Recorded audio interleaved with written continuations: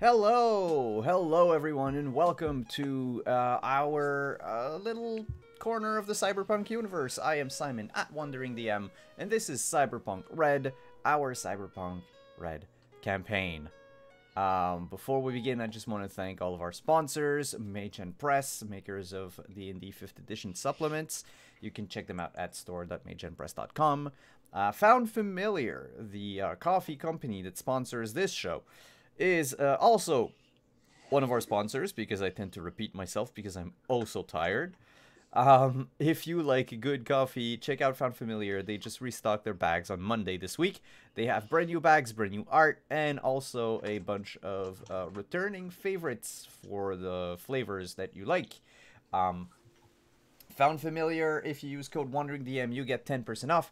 And if you order for $50 or more, you get free shipping if you live in the continental United States.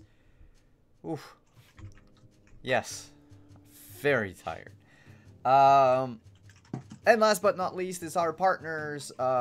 Actually, no, second to last. Our partners, Dice, Level Up Dice, with the Dice-O-Mancy program if you want to buy some very, very nice dice. Luxury dice, I should say.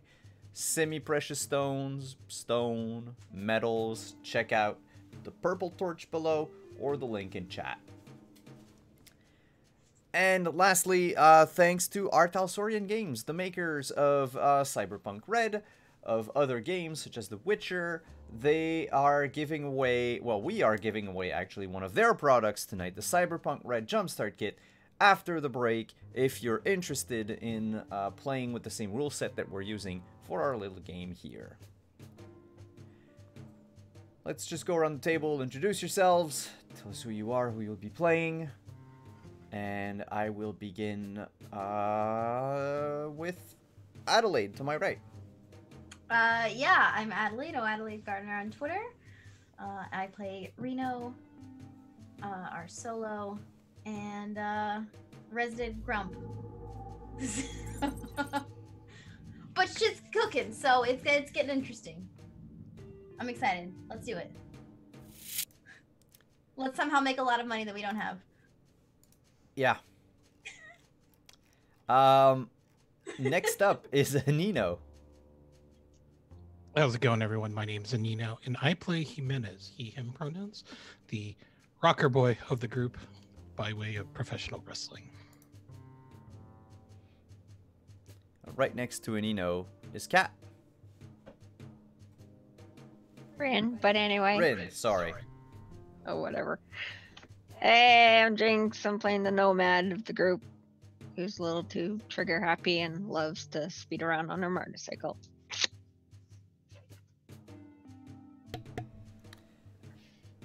And next to Jinx, we have Mr. White. Good evening, y'all. My name's Chris. You can find me on Twitter at Chris Geary. You can find me here on Fridays, and I play Mr. White, also known as Dr. Frost. And he does a little bit of this, a little bit of that, but mostly he's make sure nobody dies. Always very important. And last but not least is Deirdre. Hey all, tonight, you know me, I'm Deirdre, or Practical Earth as me before you see me here on the Twitch chat. I use she, her pronouns, and I will be playing Trins, who also is she, her pronouns, and is possibly, maybe, going to make sure that the cars go very fast and can make other things go improved. She's your tech mechanic for the group. I have a... Fix anything. She'll fix anything and everything for you. She can make it better. I get a pencil, I can make it better for you. Exactly. I can make anything better. Yeah. I need to put a NOS system on a bike. I need to do a couple things, like, but I'm good. It's good. It'll be fine. So, what happened last week? 2 weeks ago. Last episode. I vaguely recall events in which you went to see Control, but how did that go?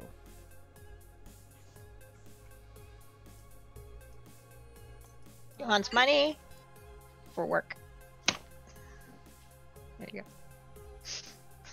So we got together and pieced together the bits of information that we have from what I found on Royal's phone. Our bodyguard for the apartment is kind of missing, and I slightly tracked him down, or got the start of tracking him down, and he has been investigating a connection between IEC and the police and another company in the city. And we're all connected in our own little special ways we've discovered. And now we're trying to find our control, our netrunner. It was really cool. Yeah, we did find her, them, they. We're not really sure who it is or how many they might be. They're kind of scrambled on the net, and they only communicated with us via online, via Discord call, and asked for a lot of money in exchange for our help, their help.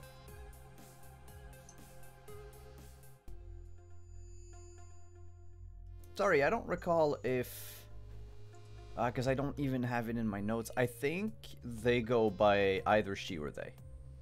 Okay. Either or. Yeah, I knew the voice was distorted, and it was just a picture of a woman appearing in the crowd, which was pretty dope. Mm-hmm. We shall see. Ooh. And Jinx didn't die from getting Jinx shot didn't at. die. That's right. And That this was is a why- cool chase, but I'm glad I didn't die. Yeah, and this is why I need to put a new NOS system on the bike. Yeah. And I need a new gun. Okay, that one I can't help you with. I can No, I know. tool what you do, but I can't, I know a guy. Okay. Well, technically, I know a guy too. And incidentally, that guy knows a guy. And I'm working on it. We just don't have the cash for that kind of thing right now because you keep saying you're broke. Yeah. So it's one step at a time. Okay. First we get the job, then we get the money. Then once we get the money, we can get you the gun. Before we delve into tonight's events, Imenez, you leveled up at the end of last session. You had a +1 to put in one of your skills. Which skill did you put your +1 into? I just learned about that 10 minutes ago, and Oh, sorry. so that's all right. It's going to go into performance. All right. Then in that case, can you tell me what your performance is at? That's 6 right now. 6. By performance, you mean play instrument or performance? Yes. Okay, the play Play instrument. Good. Then let's just check something. Your salary goes up. Your income goes up to 1,500 a month. Oh, yay. Is that including the deal I struck with El No, Jefe? no. That's like a flat amount. That when we go into like extended downtime, which will happen, maybe not tonight, maybe next game, you'll all get this amount of money. Like that's the minimum you get from just going about your business and doing the odd jobs that pertain to your occupation. Cool.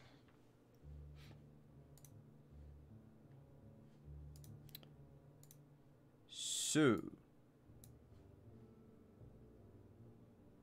where were we? Does that make Jimenez the lead dishwasher at Waffle House now? Actually, it says regular club jobs. Ah, So regular fights in this case. sweet.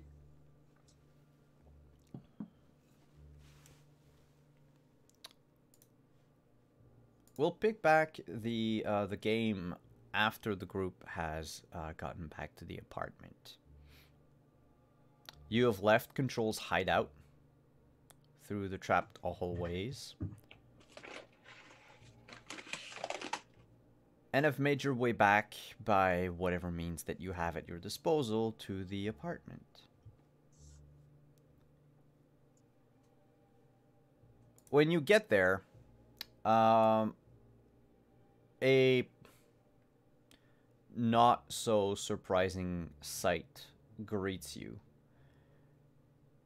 In front of the house, well, in front of the building, down on the street and on the curb, the Andersons are fighting. Except at this time, they're not fighting amongst each other. They're dogpiling on someone. And just going at it with feet, fists, and baseball bats. I pull out my gun and fire a shot into the air while I run over. Two of them stop. The two twins. They turn around, seeing, obviously, the superintendent of the building. And they're like, well, what's up with the fight, the shooting? What's up with the fighting? Oh, that's work. You can move along. Oh, I'm not going anywhere. And you can hear whimpers coming from the person on the ground. Looks like an older gentleman wearing a beige trench coat. Go back to your place. Or get evicted from it. Now. Make a intimidation check. Actually, no, that would be a face-off. That would be a straight face-off. Okay, that's on the actions. Oh, reputation, right? I think it's under reputation. You have a it's called button. face down. Face down. Yeah, face down. Not face off. Face down. That's what I thought. Oh, we gotta scroll all the way down. A 14, okay. Alright, and I'm gonna roll for them. Yeah. They, the twins walk up a few steps towards you, as if to either shield the rest of the family from your view while they, you know, deliver a few extra punches, or maybe they thought they could try their hand against you. But they quickly stop in their tracks, just glance at each other, turn to the rest of the Andersons and shout out, "Ma! Ma, we have to go back home." She gets up. She was like bent over, punching the man in the face.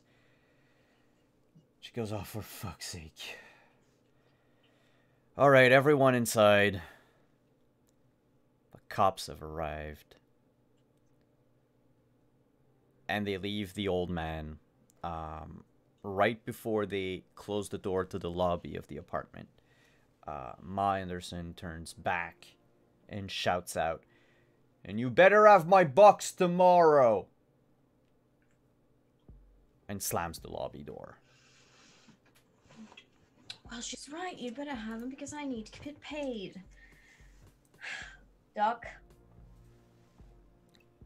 Yeah. I see him. I walk up and kind of evaluate the gentleman on the ground. Make a first aid check for me, please. Mm-hmm. I don't even know why I ask you that. Because you like to see me succeed. Yes. You succeed by a lot.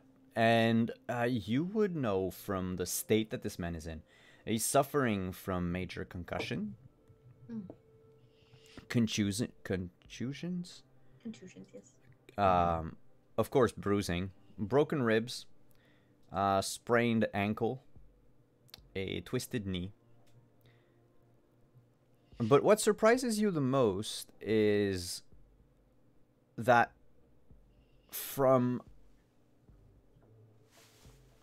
the solar plexus and up to his mouth, everything has been redone. It is not a it is not cyberware. It's flesh. It's biological. And you would know that the richest of the rich can afford these transplants, these vat-grown, normally organs, but some also change the their appearance with things that they might be lacking. In his case, though, what's weird is that you normally don't grow like skin for the purpose of just growing skin. Like he might have been burnt before or something. But the only telltale sign that this is not his skin to begin with are these pinkish lines that go from the corner of his mouth down his neck and around his chest. Ooh. Thank you, Raiders! Welcome to the party. Yee, we're saving an old man. Well, saving. Is he conscious? He is unresponsive, but he's conscious. His eyes are darting left and right. But he doesn't seem to be all there.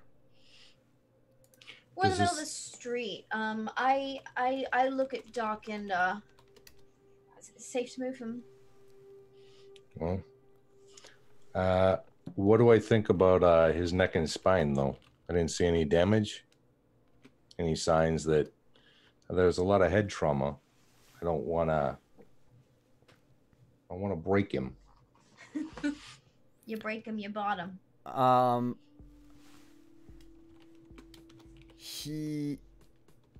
The spine has not been hit that much. Most of the bruises are on the front and on the left side of his body. It seems that the Andersons didn't really, like, they wanted to hurt him, but only superficially. You know, teach him a lesson, but not hurt him, injure him to the point where he wouldn't be able to make his payment. Except for the concussion. Yeah, one of them probably with the baseball bat. Oh, Ma punching him in the face. So, Ooh, with a 24. I'm sorry, I forgot one thing. Underneath his hair, in the back of his skull, it's very solid. Steel, mostly, under the skin. Not bone. That's what I was thinking. Come on, old man. We gotta find out if you still are ticking. If he can get up even though he's slightly not there, I'll walk him. Otherwise, I'll fireman pick him up. He's old. You are going to have to pick him up. The man does not make any effort to get up.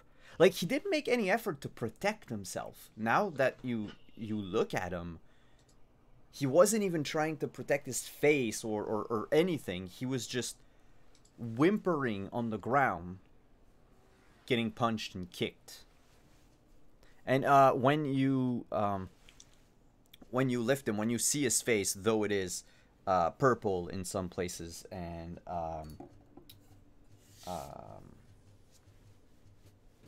slightly deformed because of the bruises, swelling. Thank you. His face is swollen. He looks like I want to say Bob Askin. What's his name again? Guy who played Smee in the Robin Williams Hook. Yeah. I know exactly what he looks like, though. Shit. Yeah. Bob Hoskins. Yeah. Huh? Bob Hoskins. Bob Hoskins. Is that him? Thank Okay. you. Yeah, it is Bob Hoskins. So he's not that tall. large-ish shoulders, not necessarily because of muscle mass, more because of like layers of fat. Not to the point where he's very overweight, but it looks like this person is not accustomed to a lot of physical exercise, not like the lot of you, basically. Older, grayish, white beard that's slightly longer than just stubble. Shaved head. And he's not familiar to anybody.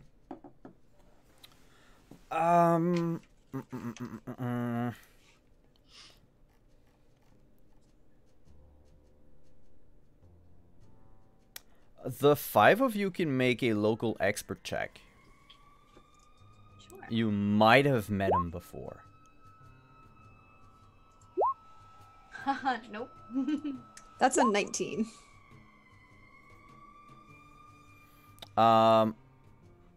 Jinx and Mr. White have seen him. You don't know who he is, but you've seen him before. Around here or somewhere else? Around here. He actually hangs out in the combat zone. Yeah. I'll help Reno get him to his feet, and so she can carry him, but just to make sure he doesn't hit his head or anything, since he seems to be quite out of it. All right. While this is happening, what do the rest of you do? So aside from Reno and Mr. White, who was intervening. I go and check the door that the Andersons just slammed because I'm pretty sure they might have broken it again.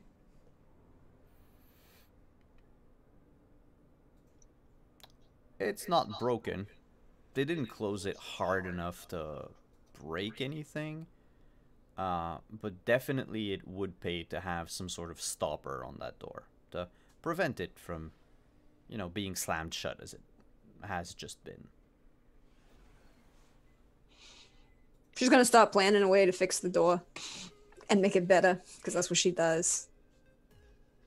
And then she may or may not be planning ways in which to possibly not get back at the Andersons, but get back the Andersons.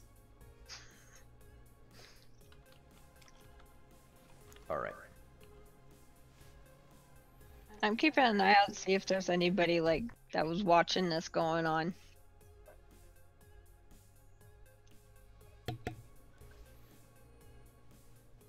There were people on the streets, but no one that would be suspiciously eavesdropping. Like bystanders looking at what was happening. Okay, regular people who are like too afraid to go and stop them. Okay. So Jimenez didn't arrive at the apartment building with the rest of the group. He was busy practicing at the Club Underground. So he would have come in a bit separately, and he'd look really, really tired. He's got his workout bag slung around his shoulder, and he just looks pretty battered.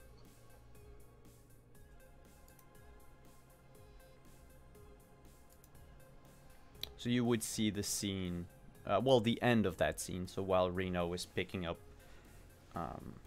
Mr. Oskins from the floor and bringing the man inside the apartment building.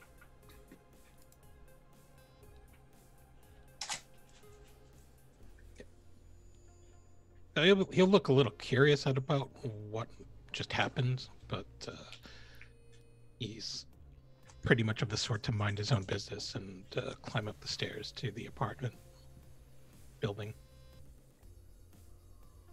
Okay.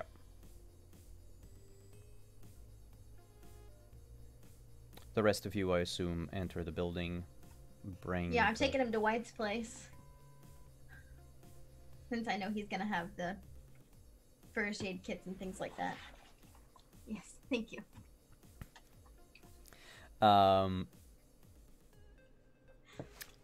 as you move up, just to check if you hear. Eminence, are you coming in through the like the fire escape stairs or like the inside stairs? The front lobby doors. The front lobby doors. Okay. That's on the 4th floor. All right.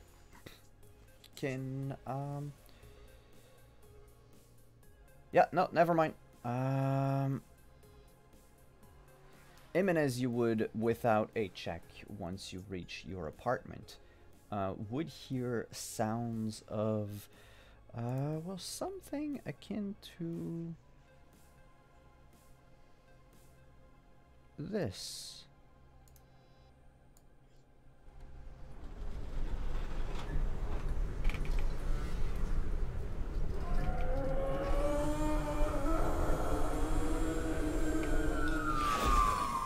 Coming from Dr. Carver's apartment.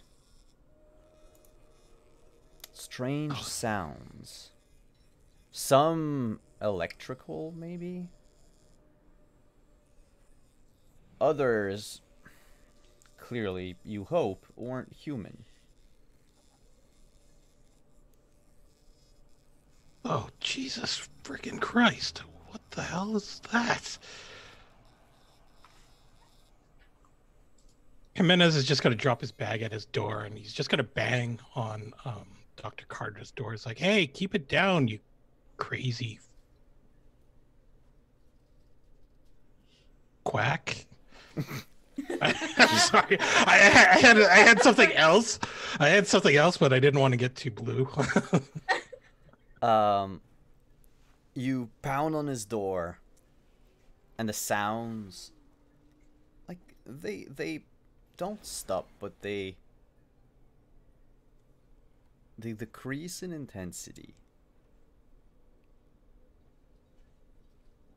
The sort of wail, moan, or whatever it was that came out of that apartment is still present, though.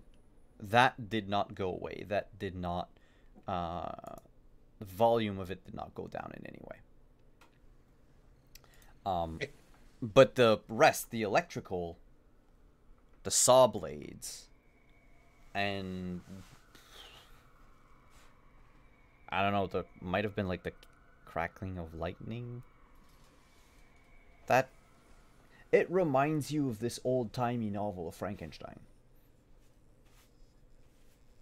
Hey, listen, pal. If you don't keep it down, I'm going to call the super on you. You hear a distant voice from inside saying, "I have my rights to practice here.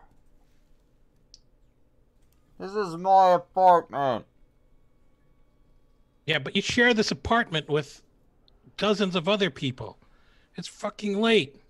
How am I supposed to make money and pay for my lodging if I can't put this guy's arm back together? How about you take normal calls, normal medical calls during business hours like, real doctors do? I'm a real doctor, and these are my business hours.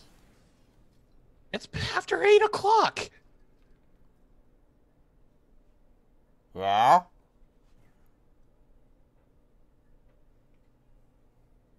Look, quiet hours are after the sun goes down. The suns are down, so...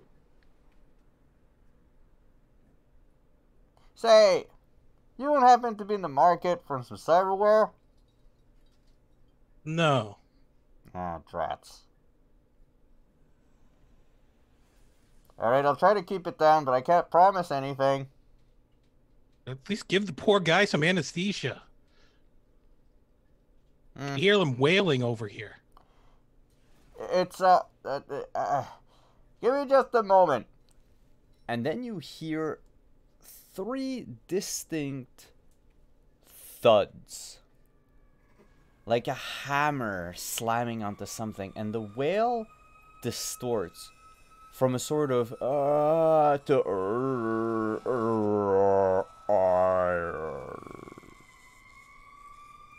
This is there.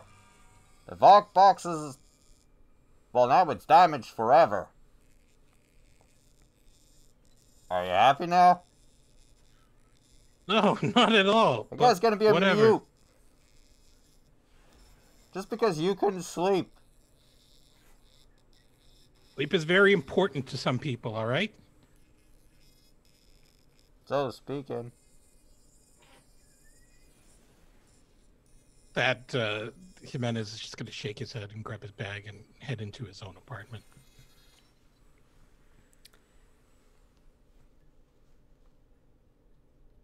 And after about 5 minutes, some of the sounds come back, but not all of them.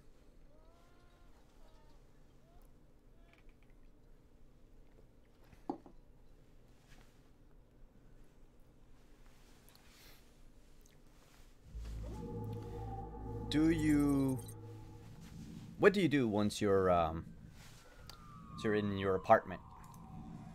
He's just going to ice himself. So Jimenez has been practicing with another wrestler at Club Underground for an upcoming match, and it's actually going to be a little more intense than his usual comedy stuff, since he's going to be wrestling it as in a lucha libre style. So it's a lot more rope work, higher flying moves and such. And so Jimenez has been pretty serious about making sure that this match goes without a hitch, because it's really his plans for Crazy Princess really hinge on that match being like a 5-star match. Oh, what do you mean exactly when you mean ice yourself? Like, are you talking about taking a bath full of ice cubes? Yeah, I guess, if he can manage that. There's no ice cube machine in the apartment building, but you can slowly fill your tub up with, like, I assume you have a lot of ice trays for that express purpose. I mean, I figured he would have found some ice, like bags of ice at like a convenience store or the. There's one right downstairs. Yeah. So I guess what he'll do then is just go down to the corner store and buy some ice. Cool. As you step out of your apartment to go downstairs, you step foot in something sticky. And the moment this happens, you hear, "Oh no. Uh-oh. Oh no, oh no, oh no, oh no. Anyone? Neighbor?" Looking down, there was this, it's a bit more than a trickle now, of red, viscous liquid. And Jimenez is just going to yell really loud when he just looks down. Where's all this blood coming from? Loud enough for people in the other floors to hear it. Yeah, the four of you would hear that. For sure. You're inside Mr. White's, unless you want it to be elsewhere, but so long as you're on the 4th floor or above, or higher, you would hear Jimenez yell out about where does this blood come from. What? So right before we get to that point, the rest of the team were bringing this old gentleman. Great day. It's a great day for Rena. So inside Mr. White's apartment, I will assume that the body is dropped onto the table. Yeah. Yes. The slightly longer than 6 foot long table that's, about 2.5, 3 feet wide, stainless steel, solid construction for, eating and things. I may have reinforced it a couple times. What did I tell you about trying to get into here without me giving you access? You gave me access? When? The last time I did the other. And she kind of stops and looks at Reno and then The other stuff. Ah, I remember now. My apologies. As long as it doesn't involve C4, I don't care. It absolutely does not involve any way, shape, or form C4. Not in my apartment. Anyway, examine the gentleman. Try and see if I'm not gonna actually use anything expensive on him. I'm just gonna try and use standard treatment for a concussion to try and make sure I can get him to focus again. Otherwise, yeah, there's not gonna be much to get out of that. And then we'll just take a look at the back of his head if he won't come to. All right, you get in your bag or your cabinet and start picking up medication for your patient. And I would like everyone in Mr. White's apartment to make a perception check.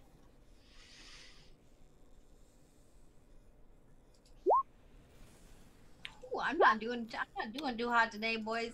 That's a 17. With a 17, all three of you. So it's either everyone hears or nobody hears. Okay. And the rest of you actually hear that the man mumbles something familiar. Yeah, we're Black Hawk down. Yay. 1, 2, 3. Wait. Who's this? Like, I'm gonna look him over again. Is this one of the guys that I saw in the green room? Nope. Was he in the crowd? Not even. You had succeeded on your local expert check earlier, right? Yeah. So the 24. Yeah, you know you've seen him in the combat zone. You would have recognized him if you had been at the bar. Where was the last place I saw him? In the combat zone. Yeah. It's the type of person that you see, like, he goes into buildings, try to steal from squatters. Doesn't seem armed most of the time. People tend to ignore him. He's not necessarily homeless. Maybe he is, but his clothes are normally just clean enough to know that he has means to have them washed or cleaned in some way. Huh. This guy. But he... I mean, did you see the... Yeah. Does it cost money? A lot of money. Turn him on his side, and I'm gonna see if there's basically a seam. Pop open the scalp and see what's underneath. You pop open the scalp, and there's a brain dense chip. Is it the same setup as what I saw on Hawk? Yep. Is it the same serial number? Not the same serial number, Okay. but it is the same setup. Well, You want us to do the thing? yeah, do the thing. Sirens are pretty loud. So she's gonna pull out her modified scanner to see if she can see if this guy was jacked into and or possibly tampered with in the same way that Hawk was.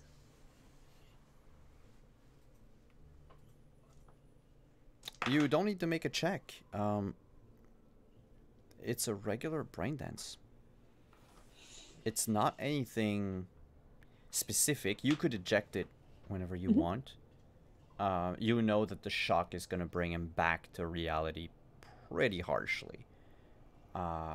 Unless you connect him to, like a computer and then shut off the brain dance slowly. do the proper thing. How badly do you want your rent from the Andersons?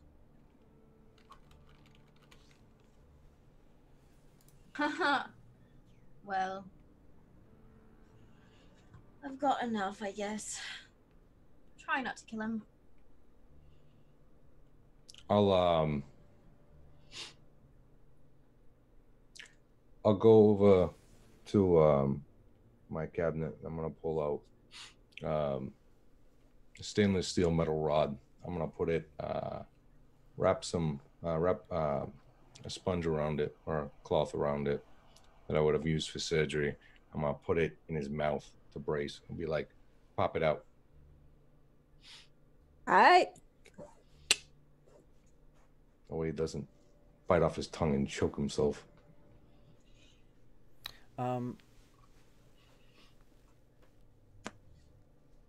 You pop the black box open and get the chip out. It's not labeled.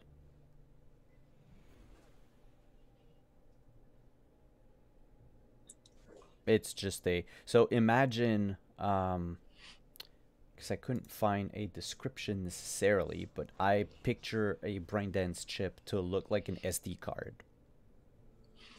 So it's small enough, and normally you'd have like a label on it, like with the title of whatever it is, like the show, like a Nintendo, like a DS game cartridge, DS or a Switch cartridge, yeah.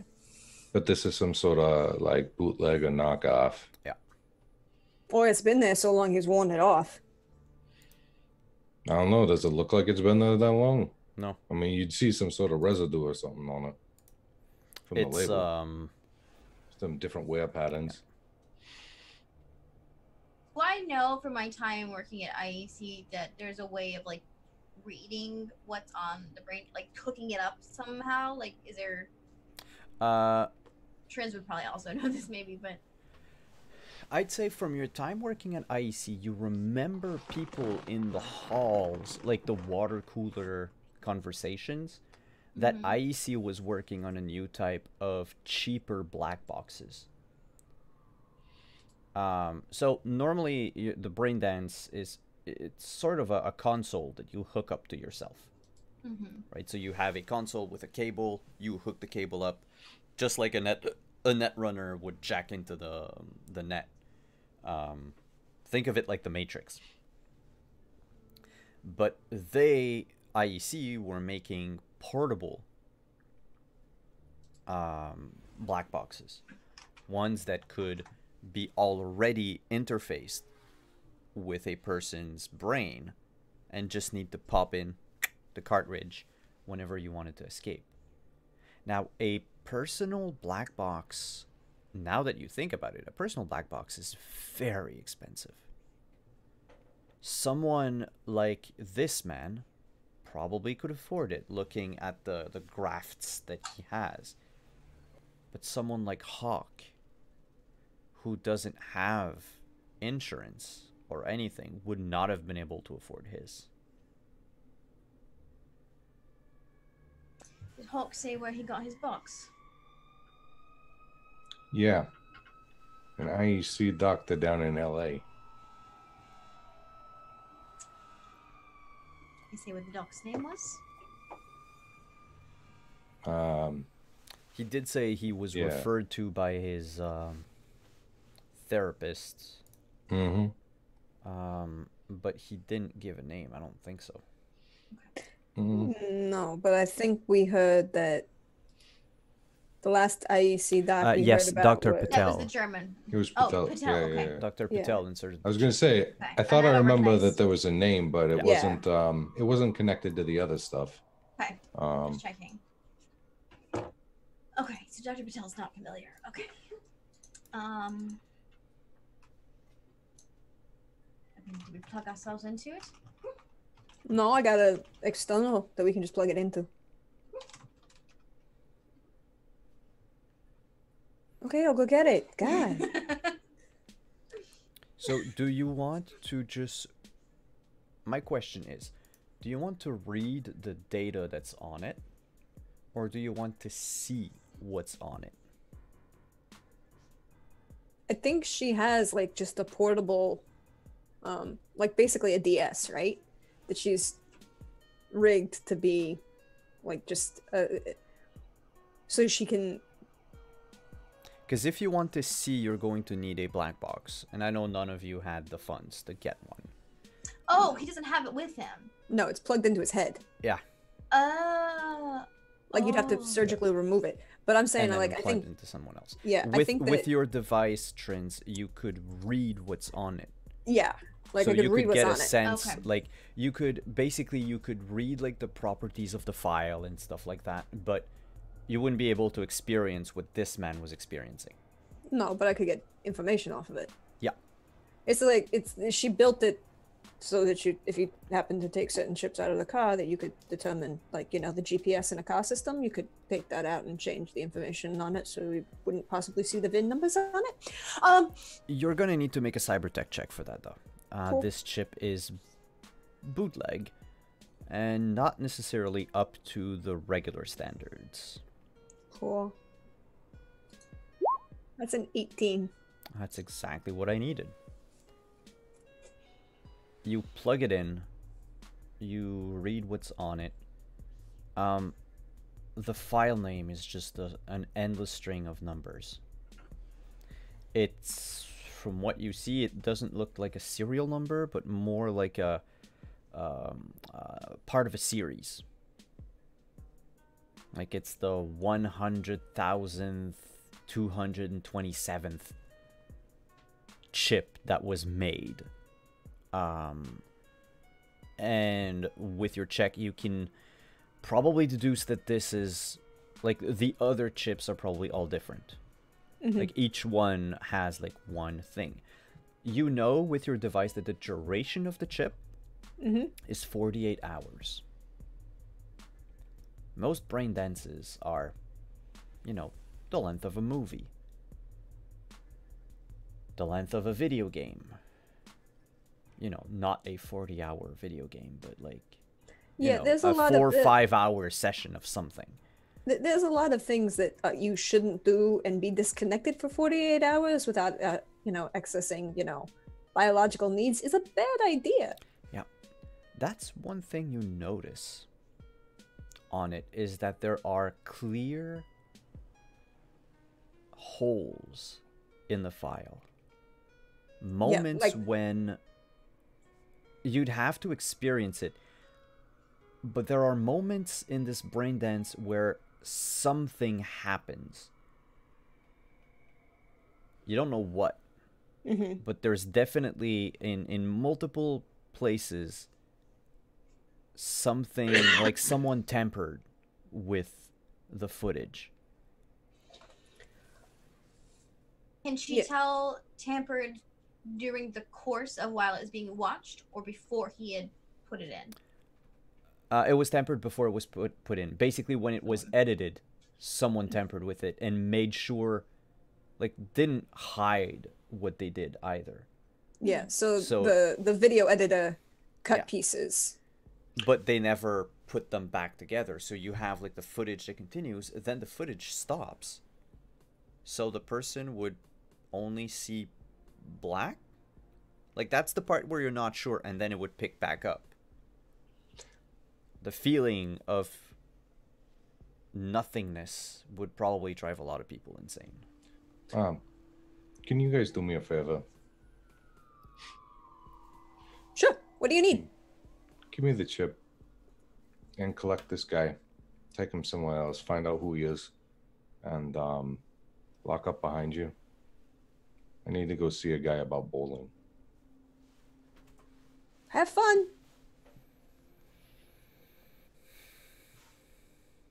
Question that one. Have we heard by this point? Have That's we heard when you Anino? hear. Yeah. That's when you hear Jimenez yelling out, "Where's all that blood coming from?" Great timing. I leave. What? He out. I will close up the guy's scalp and I will drag him out of my apartment. I'll help him drag him out. You know, I think Mrs. B could use a guest. She's been lonely lately. I'll tell her I found this homeless dude and that he needs a meal. We lock the door. I knock on Mrs. B's door and be like, Mrs. B, there's a homeless guy in need of some soup or something. Feed the dude. And I'll run off to find out what the heck Jimenez is yelling about. What am I supposed to do with an unconscious man at my doorstep?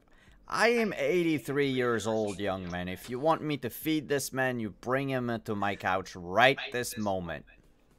Right Fine. here, Mrs. B. I'll bring him in. Oh. Thank you kindly, Jinx. No problem. You're a sweetheart. Do you want to stay over for tea? No, I'm good, thanks. I have to go, I'll just drop him. I have to go help. Sorry. Next time, though. Thank you. This poor lonely old woman. She resigns herself to her fate. Hey, Mrs. B, I'll be back later. I got the parts to fix the vent hood for you. And I'll bring you, cookies or something. Pretty sure that B stands for Bates. I haven't seen any dead bodies in her apartment, so I'm okay with this.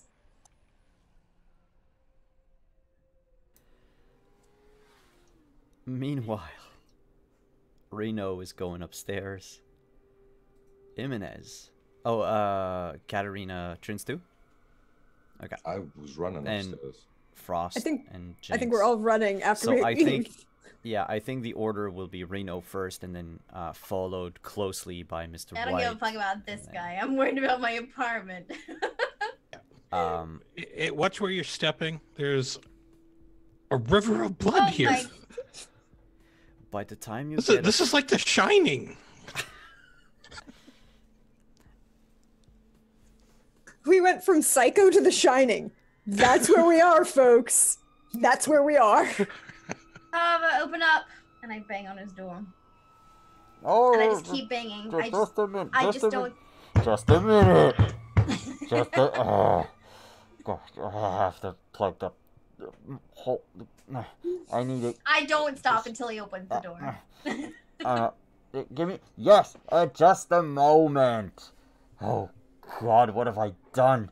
Oh, I can. Okay, yes. Okay. This little piggy goes here. I pull out my This keys, is I'm gonna- unlocking Piggy his door. goes here, and this piggy, and oh, and as you're fiddling with the key, in the lock, you notice that the lock. Superintendent perks. Yeah, the lock has been changed. And then you hear 3 deadbolts. Sh-click, sh-click, sh-click. Just so you know, I do my very best to make sure that there's no way he can miss that I'm standing in the hallway. You stand a head taller than most people in the group. He opens the door just a bit. There's a chain. And you notice he's wiping his hands on a very bloody cloth. Is there what Reno is going to do as he opens the door and I see the chain? I'm going to throw my entire weight into the door and see if I can bust open the chain. Make an athletics check. Okay.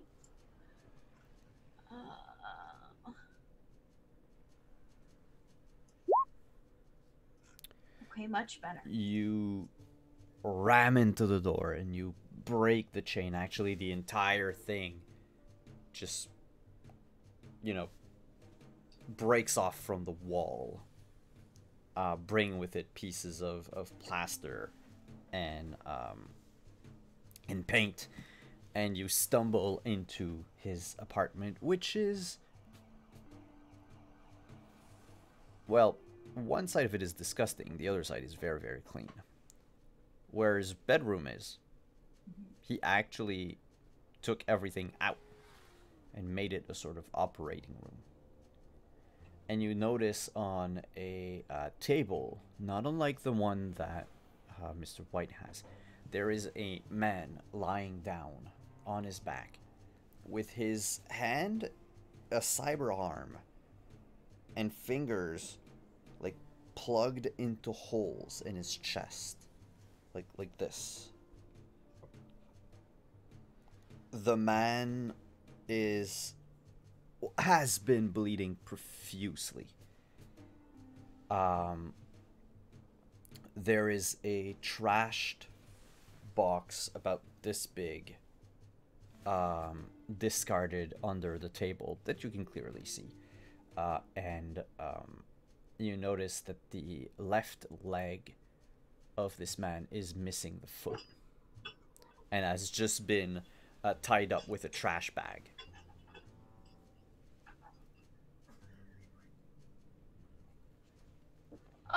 You've got about 30 seconds to explain to me what's going on here.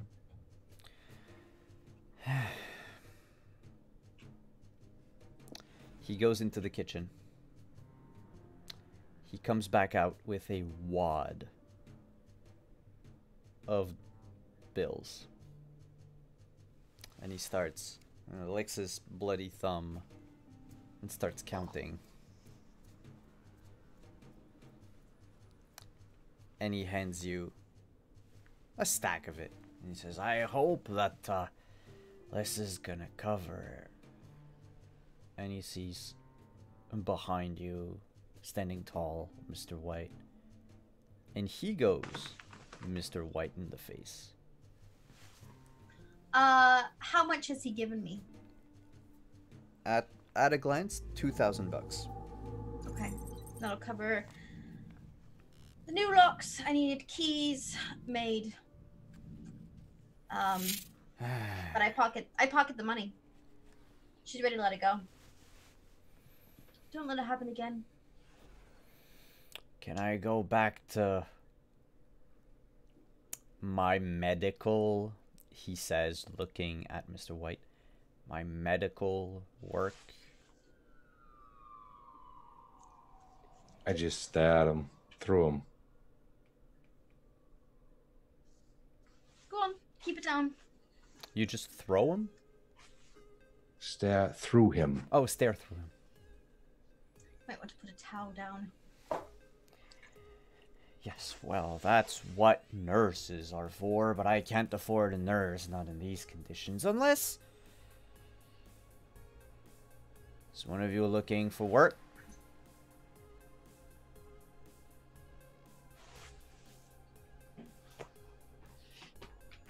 And he fans the bills that he has.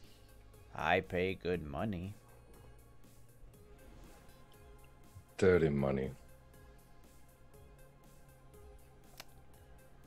All money is dirty in one way or another. Yeah, but not all money is schnitzel money.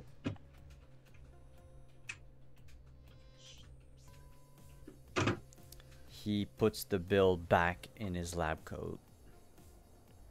He says, I think we've had it. This conversation's over. I'm not gonna need any helpers. I would like it if you were to respect my privacy. One warning. That's all you get. Yes, well, I pay rent on time, do I not, Mrs. Superintendent? Right, but you don't get blood in the hallways ever, so that's the rule. I will make sure to put a tarp down next time. How about that? Right, I take his money and I leave. I don't really ask questions. She's not that kind of person. Mr. White steps into the doorway, so he can't close it. And just waits for everyone to leave. I will let you do that. I don't stop you from doing that. Trins just figures because the lock is busted anyways, you need to take it off, and kind of takes a screwdriver and takes the other side of the chain off and like pockets it. And then leaves. You're just dismantling shit and then going and then stealing it. Okay. It's already busted. You gotta pay to replace it anyways. I'm doing the easy part and taking the other side off. What about you? And Emmett? Trins will tell Reno she didn't put that lock on. That was not her. Important. You don't want to lose your reputation. Jinx and Jimenez. Do you also vacate the premises? I look at him for like a second and I'm just like contemplating strangling the shit out of him to take the money, and then I just like, whatever, and turn around and leave.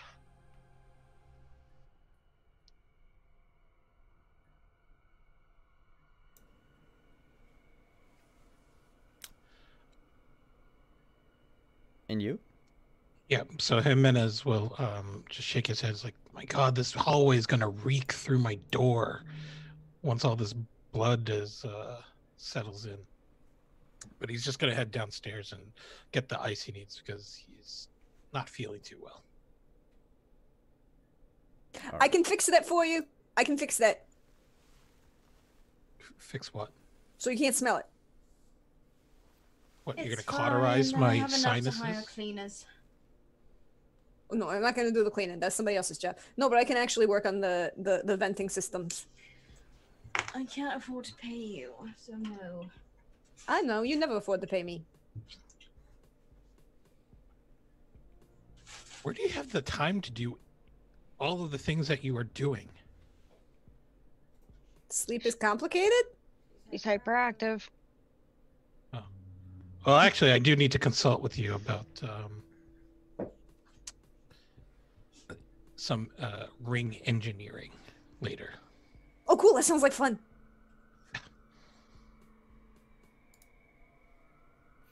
And anyways, so he'll just rushes quickly downstairs to grab the ice he needs and try to treat his soreness. All right. While you do that, it's around almost 9. It's pushing 9 o'clock. Mr. White, you're standing in Dr. Carver's doorway, I believe. Yeah. As soon as I hear the last set of footsteps start down the stairs, I punch him in the fucking face. He does not see it coming. You don't need to roll for that first punch. It connects. What's your brawl like? Like without rolling, what's the bonus that you have on brawl? Bonus? Yeah. I have no idea. How would I find that? That would be your skill base plus your stat being fighting. No, stat Body? being body. Yeah. Oof. 9. Yeah, you connect very, very well with his face. While you don't break any teeth, you do give him a bloody nose. Like you struck him right here, like under an eye, and right next to the nose. You even heard a clop as the blow connected. He puts a hand to his face.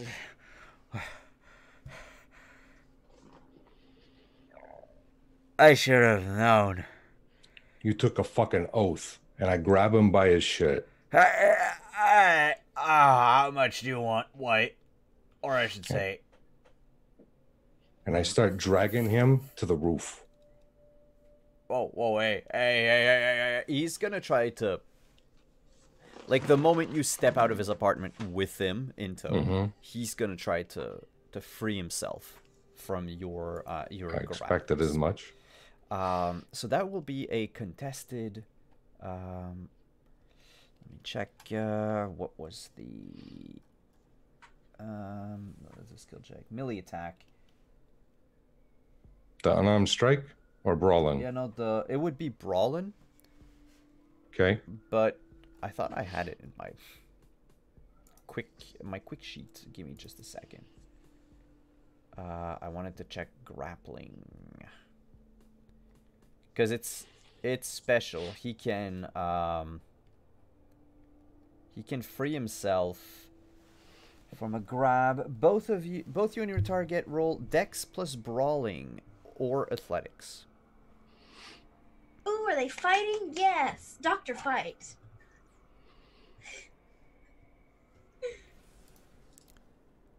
So Dex plus Brawling or Athletics. Yeah.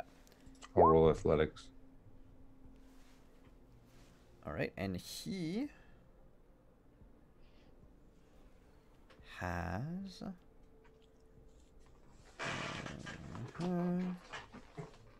oh yeah, that's his. Oh god. Oh no. Oh no, he's not good at fighting, you guys. No, he's a combat, or he's a surgeon. Well, thinks he's a surgeon. Ooh. And we died. Yeah, so Nicely done.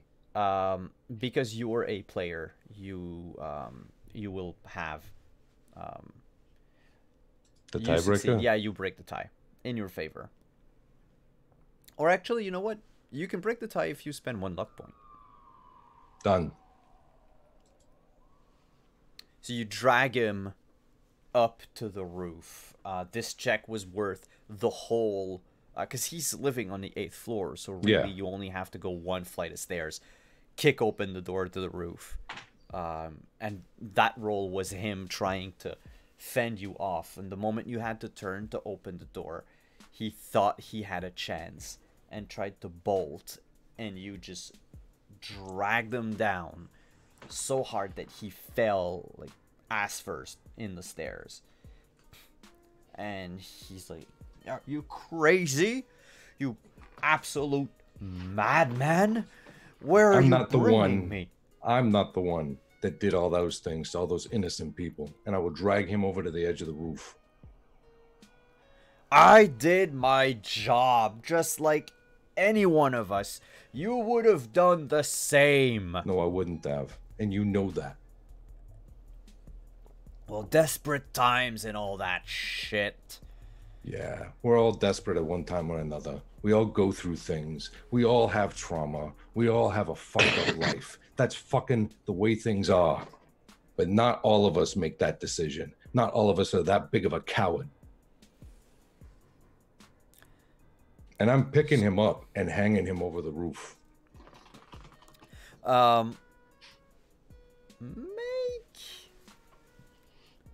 Make an athletics check.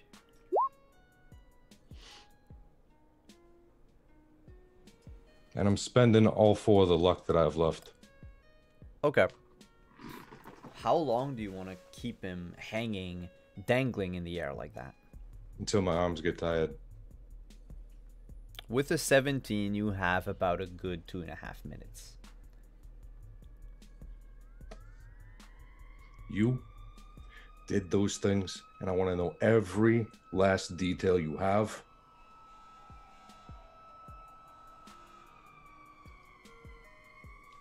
Don't let me down.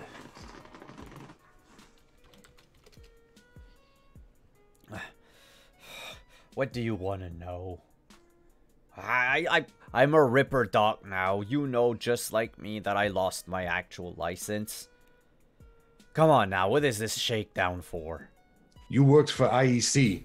You fucking put cyberware that turns people into monsters. I saw it. I saw it with my own eyes, and I saw your name in the records.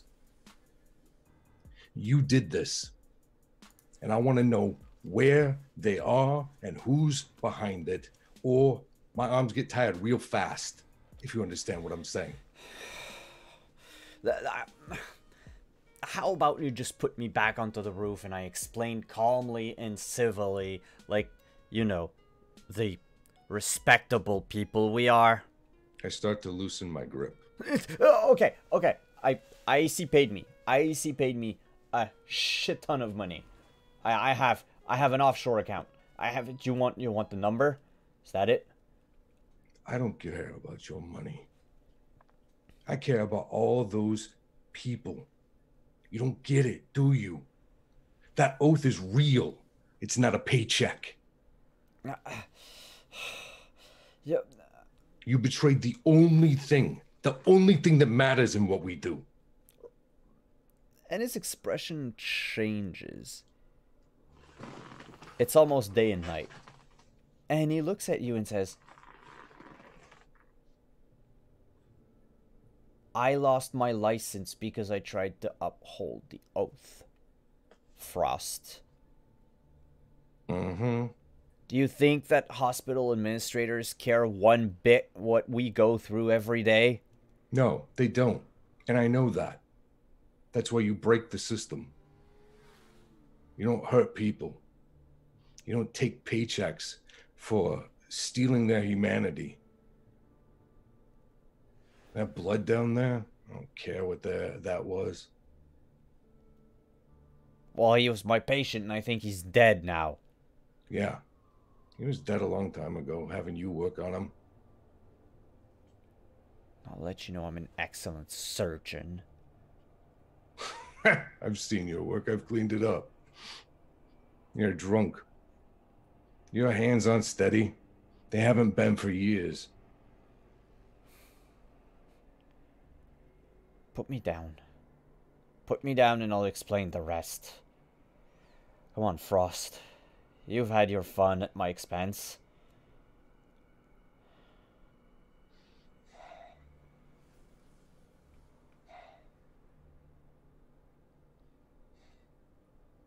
Give me one reason why you're worth saving.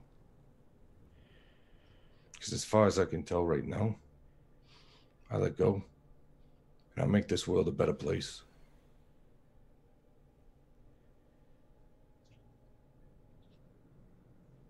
So you want to be a murderer, is that it? You've seen our job. You know I've killed people.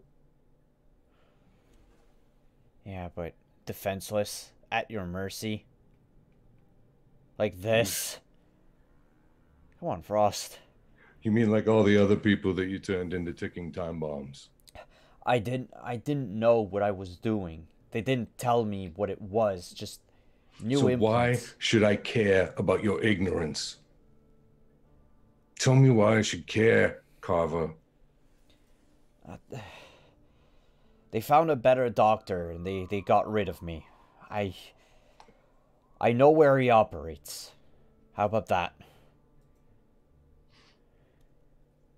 I'll swing him back over the roof and drop him. He falls with a thud.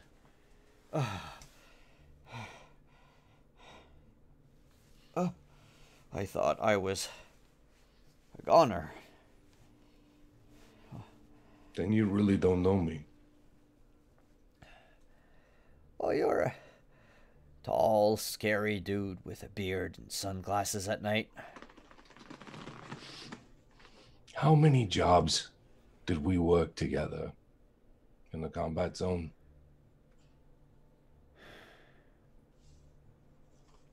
Or were you too drunk to remember any of that? I remember. I don't want to remember. But I do. Good. Hold on to that. That's your humanity that you're running away from. That's what makes us different than the people that lied to you, that told you it was just implants. Well, they are, and he gets up and dusts himself off as he says, well, they are implants. That's just it. Many of them are just that. Regular implants. Nothing fishy or special about them. Mm-hmm. I've seen what they do. I've seen the control chips. What are you talking about? About a year ago, There's a monster of a thing. Took out a building. I recall that. Took rockets to take him out.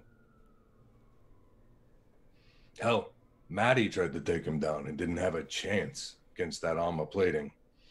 But when NCPD lit him up with rockets, there were pieces. In the pieces, there was a control chip.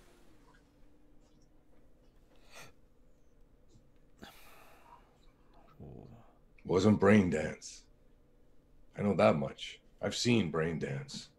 Now, I've installed Brain Dance, but...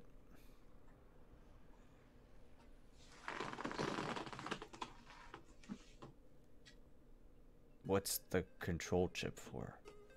Wait. I have no idea. Isn't... I haven't had the guts to plug it into anything because I'm afraid of what it'll connect to. And I'm not putting it in another person. I saw what it did to one person. Not doing that to another body. Then you need a black box. That's what you need. I don't have one. No, I know. There's one in the apartment, though. Huh. It's probably some cheap knockoff, but... You're not gonna plug that into that port, man. No. I told you I'm not gonna put it in a person. You're gonna plug yourself in. Why would I do that? Now, who are you gonna plug in? I'm not gonna do it. I don't know, but I got a feeling that if we get the right parts, I know somebody who knows a few things about mechanical things. We can force the display. If we're fancy enough, we could make it holographic. But even if it's just on a flat screen or projected on a wall or something. Talking about the cop girl. Yeah. She can fix just about anything that's not living. Yeah. I heard about her. I had to work on her brother. You did what? I had to work on him in jail. What are they having you do there? I pick up work wherever I could after the incident at the hospital. Yeah, but what did they have you do? Oh, just regular cyber legs. Guy got his broken by a piece of rebar.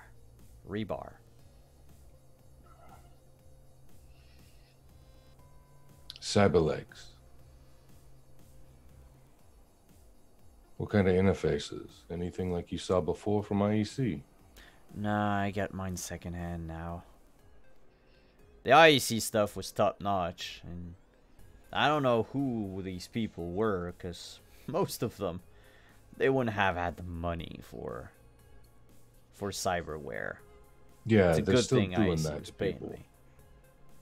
Some guy named Patel was about a year ago the one taking over. Who's doing it now? Oh, that's him, Dr. Patel. That's the one who took the things from me.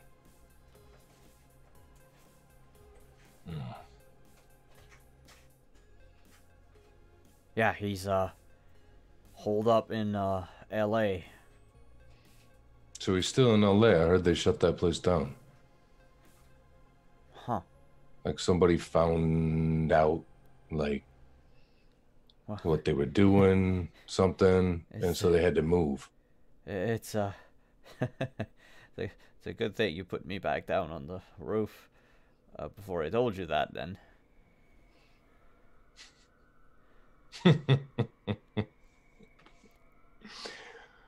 You really thought I was gonna drop you, huh? You look pretty serious. Well, you've done a lot of terrible things. I thought about it. I've done some good too, Frost. Yeah, why do you think I didn't drop you?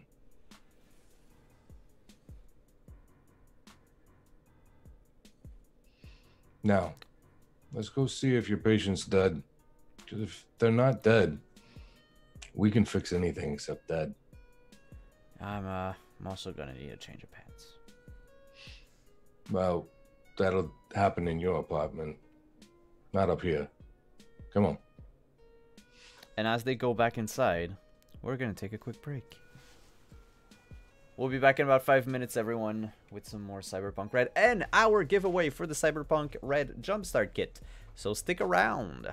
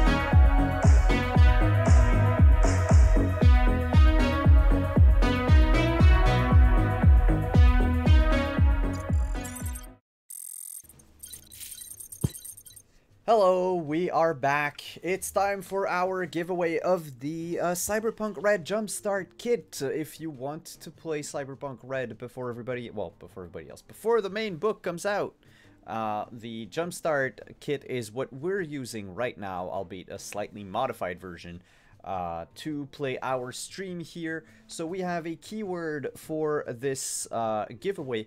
It is Carver. C-A-R-V-E-R. If you're interested in potentially winning one of the a Cyberpunk Jumpstart Kit, Cyberpunk Red Jumpstart Kit, type Carver in chat. I'll give y'all a few moments to type that in, and then we'll do the no, there's no exclamation mark. I took it out. Not Schnitzer, Carver.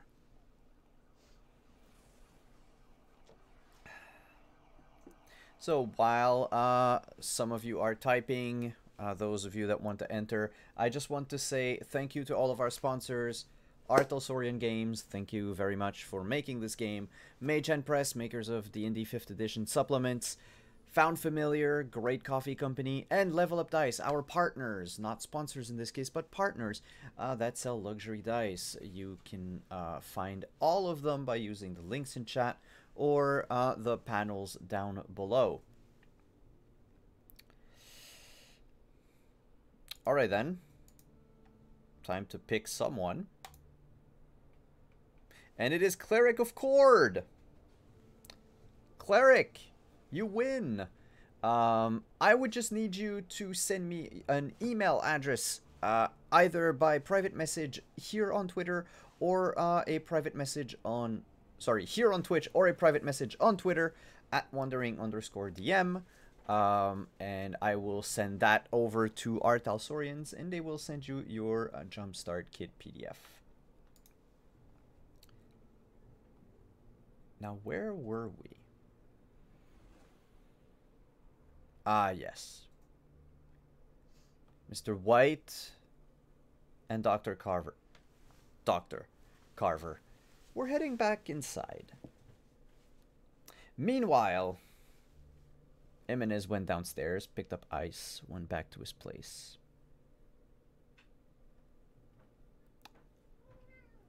You saw Jimenez, the dangling body of Dr. Carver. Just when you happened to just look up, when you heard voices coming from all the way up on the roof, and you saw him dangling in the abyss. But seems that the body never fell. Oh gosh, that's so unfortunate.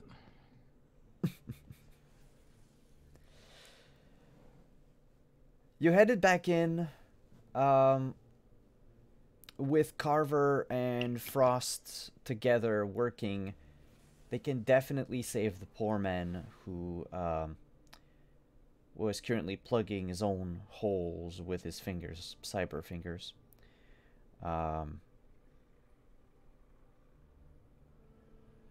Frost, you would notice that those bullet holes, those bullet wounds in this person's chest, 3 of them are in a triangle pattern.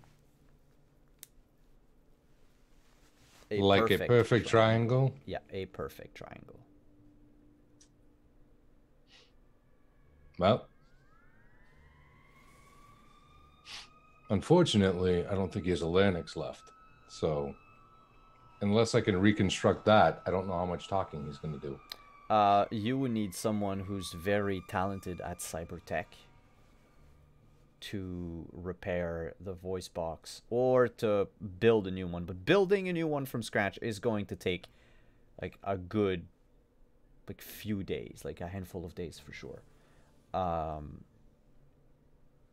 Otherwise, you can suture the wound and install a voice box later. It's not like it was impossible to just reopen.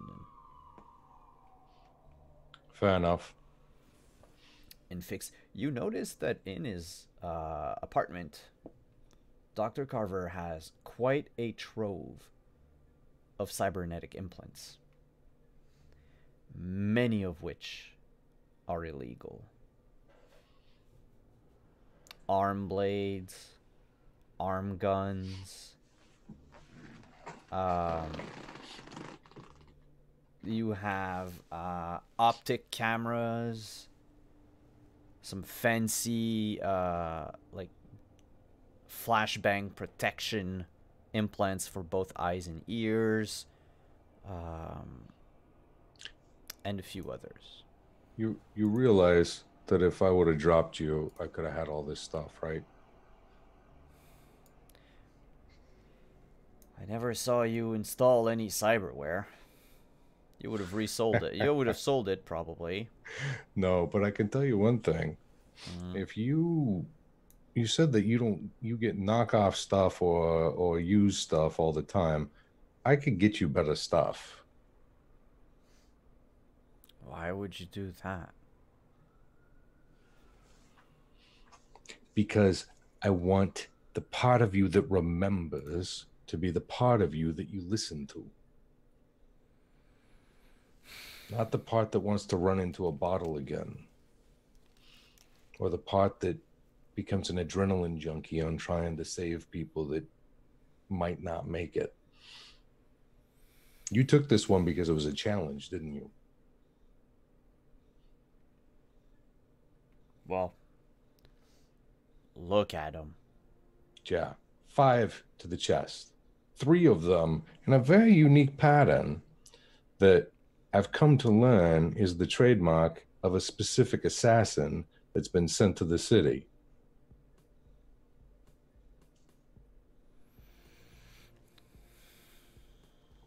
This person should be dead. Don't want to know. Don't want to know. No, I know you don't want to know. What I'm telling you is this is a challenge. You were getting all jacked up high off of that adrenaline rush of trying to save someone that should be dead. Did you do this one pro bono for bragging rights? Oh, no. He was brought in by a friend. Ah, I need to know this friend. I should have kept my mouth shut. Why? Do you think I'm really going to lose such a valuable friend such as you over telling people things that would get you killed?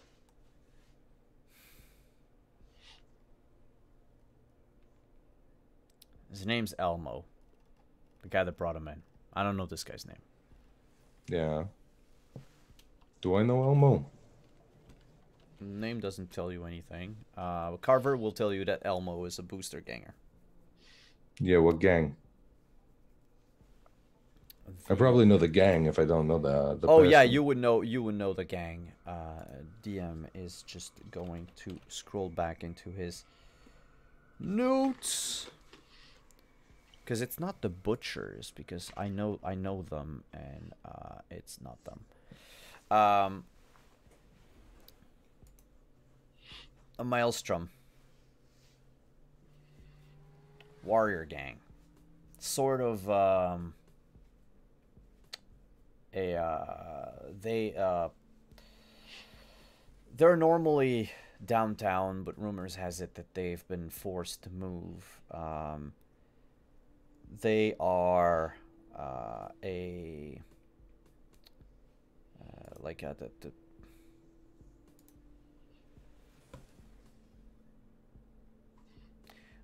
a pseudo knightly order. Their thing is very ritualized, very rigid. They have like a code that they follow. They're not just like any type of booster gang. It's while their activities are quite illegal anyway, like you could expect them to have a modicum of honor. Gotcha. So they're predictable then. That's good to know. So yeah, keep him sedated for a little while longer than you normally would for me. I need to talk to a person about a person that knows something about that shooter, because I want to make sure you don't get killed for saving this dude. All right? All right. I'm going to keep you alive, Carver. I don't like that. Why? I don't like to depend on you, White. I'm the only person you could ever trust, and you hated that. Yeah. What else did you hate? A whole lot of things. I need to go to sleep now. All right. Just know one thing, Carver. I only ever hated the fact that you were reckless. I never hated you. And I'll go ahead and leave at that point. And find Jinx. Because Jinx's family is killing gangers.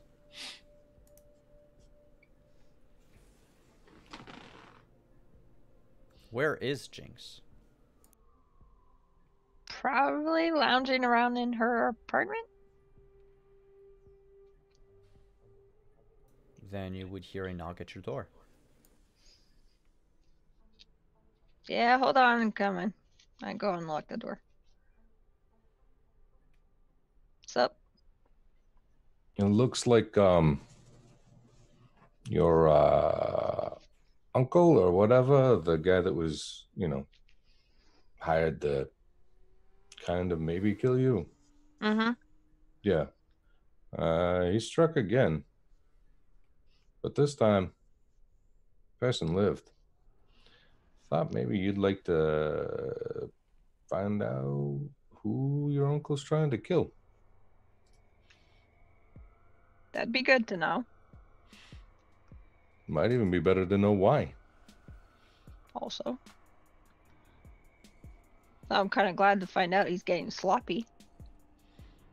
Oh, I don't think it was sloppy. I think this person just didn't really care to heed his urging to go to the other side. Some people got a will for it. Because you don't just survive 5 shots to the chest. True. But I gotta go make sure Mrs. B has not killed our guest. So I'm gonna leave you be, and whatever you do, don't say yes to anything Kava's willing to do to you yet until I know that he's not holding a grudge. Okay. Plus, he said he wanted to go to sleep, but I don't believe him. I think mostly he just wanted me out of his apartment. Yeah. Yeah, I figured. Like you. But I'll look into it. Fair enough. And where did Jimenez go? To his apartment. Right. All right. I'm gonna go find the fancy homeless dude in the trench coat. See you later. All right, later. Speaking of Jimenez, how long do you stay in your ice bath? Probably 20, 30 minutes.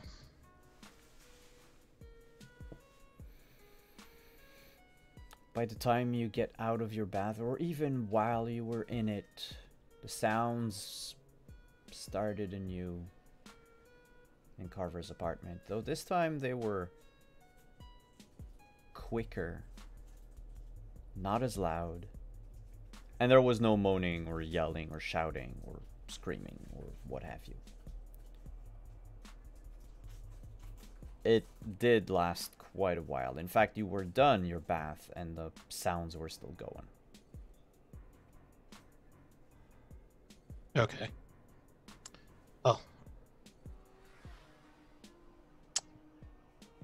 I guess Mr. White's a pro's pro.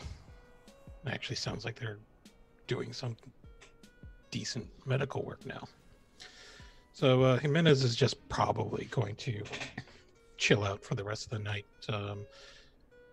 Maybe place an order for some t-shirts that he's going to print up for his next match. All right. And how is Jimenez how is he feeling regarding that next match? I think he's a little bit nervous because he's got a lot riding on it. So that's why he's been putting in the extra work. He made sure to pick the right opponent to work with him. So he picked the most athletic and most... he picked someone who he knows could keep up with him in a, Lucha Libre style match. But he's a little mad that Crazy Princess had played him when he had offered to coach her. So that's kind of where his head is at right now. But he's also keeping the world set stuff in the back of his mind too. He's planning on poking the hornet's nest. Oh, good to know. Just a quick aside. Mr. White would discover that Mrs. B is fast asleep by the time you knock on her door. And she tells you, you wake her up, and she tells you to come back in the morning. The other guy's sleeping on the couch. But he's still there? Yep. All right.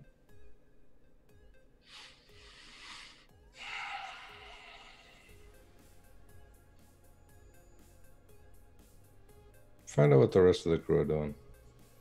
Well, actually, I wanted to skip the clock forward to the next morning. If that's okay. Unless anybody has, like, something they need to do during that night. Then we move on to the next morning. As the apartment is stirring awake. Sounds of Andersons yelling and shouting in the lobby. The sounds of sirens in the distance. The morning gunshots. Everything's pretty much normal. Trends. Yeah. Tomorrow, Mercutio is going to be out on parole. Cool. How does that make you feel? I guess it's both happy and kind of confused because it's like not on the timeline and so things are different, and she can usually roll with things being different, but this is different in a way it shouldn't supposed to be. And she kind of has a thought process that she's not sure she wants to actually talk to Reno about, but she's gonna talk to Reno about maybe just opening that small door that technically just joins the two apartments next to each other and kind of make them one, because there's no one else living on the except for Gina, and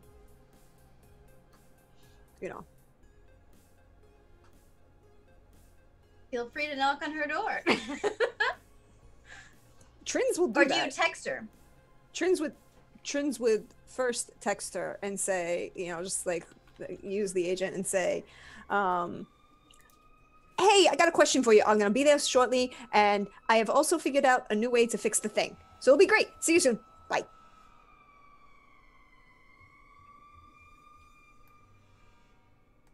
I feed the cat. So yeah, Trins would, like, you could probably hear her coming down the hall as she's skipping in combat boots. Yeah, I feel like she'd be like the kind of person that looks like they weigh like 5 pounds wet, but somehow like they make the biggest fucking noise possible while they're walking.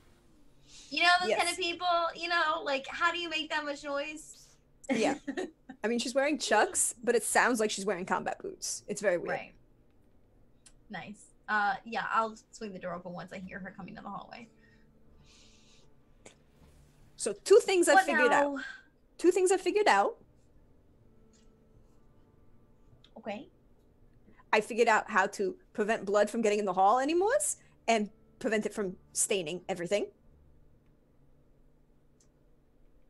Well, we tried waxing it before and it's not good. Yeah, no, I'm gonna Slip and redo fell it. I'm and- gonna redo it so there's an actual drain in the middle of the floor. This is a 7-story building.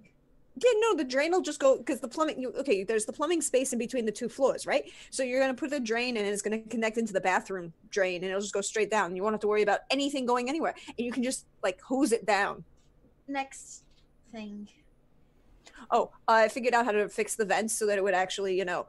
Next thing. You said you had a question, or was that the Oh, yeah, questions? about that. So you know the apartment that's next door to mine that no one actually lives in because it's, well, between mine and Gina's, and, Gina is Gina? Right.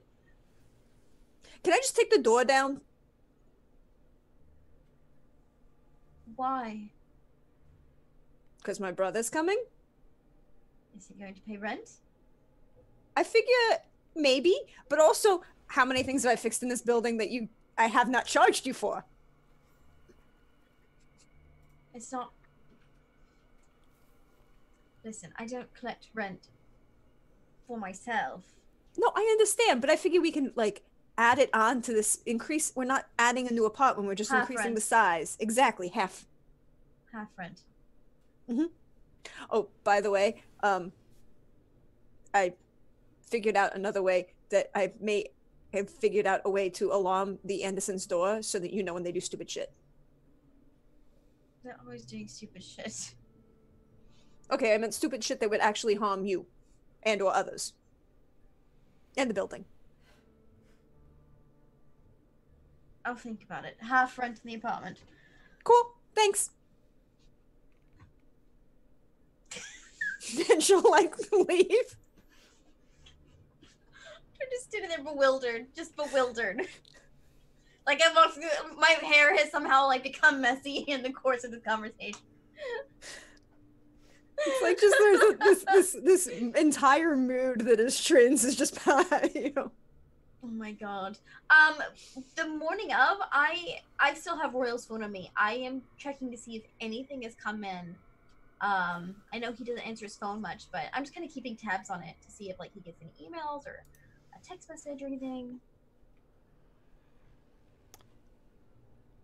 You get an incoming call. Ooh. Does it say from who?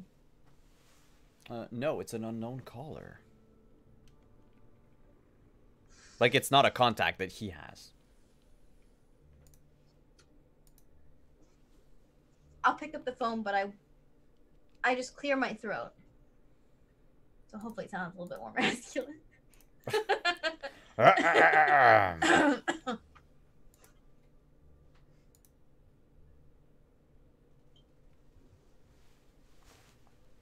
Hello.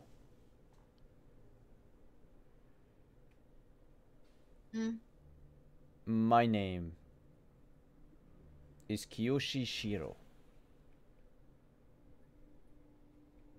I represent someone who has a vested interest in you.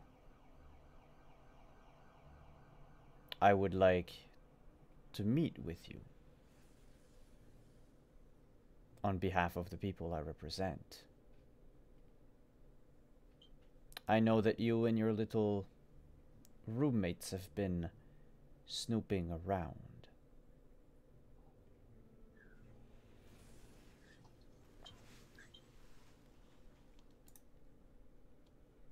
It seems that my interests and the interests of those I represent align with your snooping.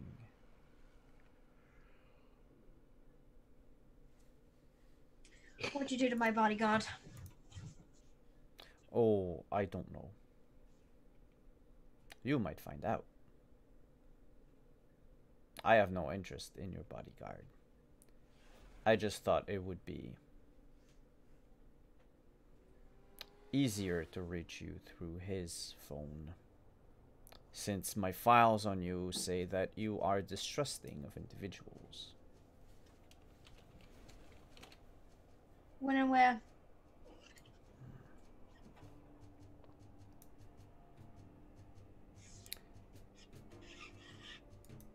The Blue Dragon in Old Town. Do I know that place? It's the name of a fairly big Chinese restaurant. Okay. Um, Public. Okay. yeah, it's a public place. Okay. And it's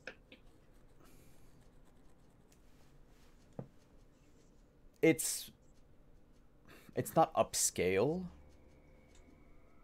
but it's also not like bottom rung of the ladder type thing. Like it's you eat decent food. It's not necessarily, it's probably all synthetic food. But it's good for what they make with it. So it's a sort of like a mid-range restaurant, and they're in Old Town. Okay. When?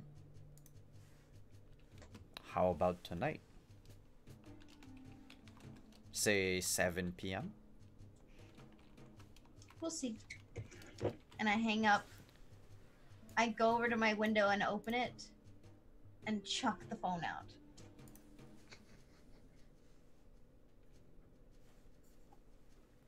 Can we just cut to a short scene of Jimenez jogging outside of the building and just sees this phone go flying over his head? Yeah. And Rita's just leaning out the window watching it go. Like, man, can't anyone just keep their things inside the building? I think the running gag has to become every time Jimenez goes for a jog, he comes back to some situation that happened. The first time was a bomb. Now the flinging of cell phones. Blood. Well, getting hanged over the edge. Yeah. Batman style.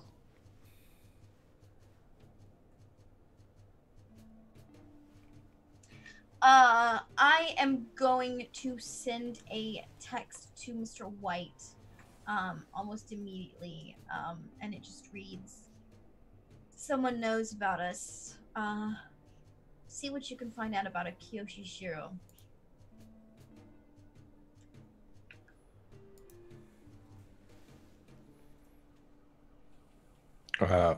What time of day is this? Am I on shift yet? You would be on shift at that time. Okay. There's no response at that point. Okay.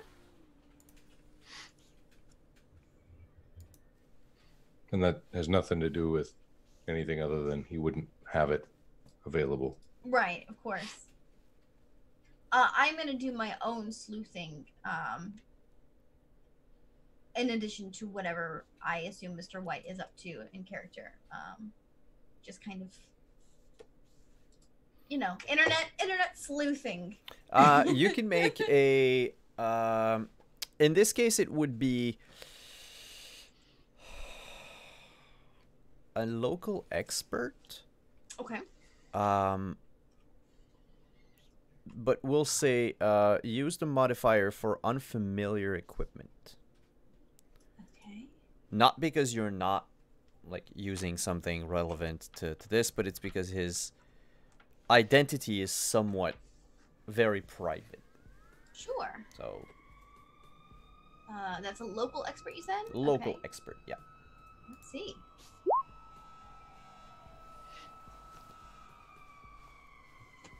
Could be worse, maybe. Do you or do you not want to spend luck on it? You know what? Sure. Let's spin a luck. Cool. Why 'cause not? I haven't used it yet. DC was 14. Then the DC is still too high. Oh no! When you spend a luck, you just add a +1 to your check. Oh, well, there we go. Okay, never mind. Yeah. Because 14 is the average DC in this game, so. Right. So if you have like a little bit under 14, sometimes it's worth it to bump it up. Gotcha. Shiro Kiyoshi is a representative. Not necessarily a fixer, but something akin to a fixer. a shit, what are they called again? It's a type of occupation that you can have in this game. They're not the medias, they're the like the corporate ones. Ooh, okay. They're just corpse, right? Are they called just corpse? They might just be called corpse. Those are techies, medias. But like the corporate equivalent of a cups. fixer? Corporates, yeah. Okay. So it's a, to make an analogy with Shadowrun, they would be called a Mr. Johnson. Okay. They're basically the link between the legal facing aspects of a company and the backroom dealings that this company will have with nefarious or illegal elements. The shit that I worked. The Yeah. site that I worked on. Gotcha. So he's sort of like your old boss. But Okay. he works for a company called Arasaka. Which you don't need to check to know that. Arasaka is one of the 3 biggest corps in the world. Mm-hmm. They do security, they do weaponry, they do private military, Mm-hmm. they do cybernetics, explosives. They,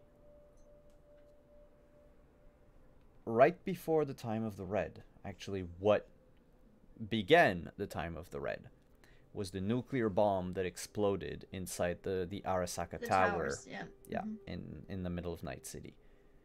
Arasaka Yeah. has been, yeah.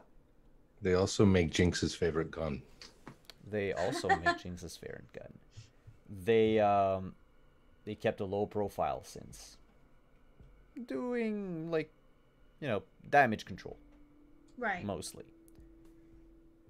Now it seems that they've reached out to you. Hmm.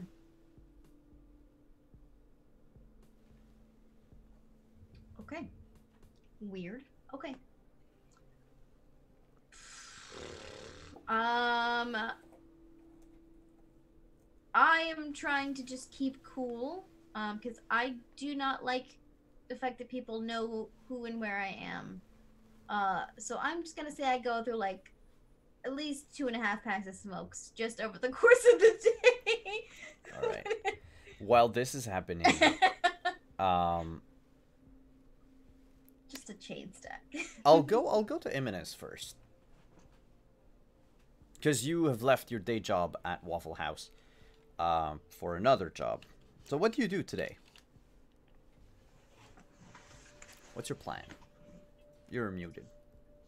Jimenez is probably going to meet up with Mr. White before he heads out to his shift and just get a quick update on what's been going on and what sort of the next steps are. You'll also probably stop by and talk to Rin about needing a ride to and from his match later this evening from Club Underground at some point. So You mean you're gonna ask Jinx? yes. You said, never mind. You used their real name. Oh, sorry. Don't I was worry about looking it. at I was Yeah. looking at Zoom. That's why. It's not a problem. So do you head to Club Underground during the day?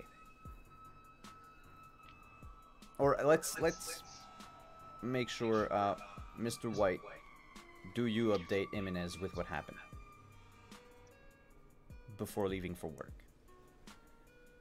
Yeah, I mean, if Jimenez finds me before I catch my cab and head on out, which I imagine that he does, I will fill him in on all the details based on the things that, especially the things that are pertinent to what he and I have talked about in the past. The things that might help him with setting up the plans that he's let me know about. Connect him to a couple of names that we came up with Like, oh, what were a couple of the things that you wanted me to look into? I'm trying to remember now. I'm looking through my notes. I think we were trying to run some background information on Stephanie Murphy and her Right. dad, who's the executive at WorldSat. Right. So yeah, I'll tell them about control and how we need $1,000 to get that started. To not make it circle back to Jimenez, I have control starting with trying to look for disappearing people based on something else that I saw, and then I'm going to name drop Mr. Murphy as a person of interest, just to kind of give him the lowdown of the plan there, and then also let him know that what kind of, or ask him if he had any things that he needed in particular for his match or for any of his promotions that he's doing. And if I needed to make a few calls and leave a couple messages ahead of time, I definitely would. I'd also would have left a message for Gus Bison before I took off. Okay. What message do you leave to Gus? I got a line on some good equipment for all of your investigative things. I can set up a place and a time. It's high end, and it's in the hands of people that don't know everything that it's worth. So you can probably save a little extra as long as you come across as you're being 100% genuine, which I know you were good at. Cool. You would receive a message from Gus that just asks where, when, what. Okay. So, yeah. I'd let him know about, or then as soon as I got that to make sure I had Gus's interest, I'd let Jimenez know I'm setting up a meet to get some goodwill with a do-gooder anarchist journalist who likes to subvert corporate plots. So if we find out a corporate connection to Crazy Princess and all of her stuff, we could make her life hell if you want. Ooh. I think I have a way to do that. Anything else you need from me before I take off to, I don't know, patch somebody up? No, just keep me posted. If you or anybody else needs backup, you know where to find me. Absolutely. And I hope you had more peace and quiet last night. I tried to make sure that happened. Yeah. You do good work. I hope I never have to use your skills at some point. So I never want anyone to have to use my skills. But I appreciate the compliment. And I'll let Jimenez get back to to his jog or wherever he was headed. Which would have been his jog that morning. Yep. And then on the way back, flying cell phone. And then the rest of the day, Jimenez, what do you do again? Before the match tonight. He's just going to lay low at the apartment and just try to keep himself loose and ready for the match. Like I said, he'll probably talk to Jinx about getting a ride out of Club Underground, because he probably doesn't want to get caught in whatever blowback that he anticipates.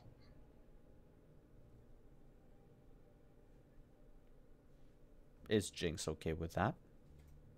Yep. What is Jinx doing today? She's looking into her uncle, and she'll probably knock on Carver's door at some point and try and find out everything about the guy on the table. and we'll try and piece together the puzzle and figure things out. Your uncle does not reply when you try to call. Obviously. But Carver does open the door after you bang on it a few times. And you can see the bags under his eyes. What do you want? This is very early. No shit. Where's the body? I mean, the person. He looks at an empty table behind him. Says, "Ah, looks like he left." Do you know anything about him? Got blasted real bad. And, White said something about a triangle pattern on the chest that he knew about it. Yeah. Yeah. I need a name. Something. Uh, You had cards on him? No, he was brought in by a friend, Elmo. Part of the Maelstrom gang. Okay. That all? For now.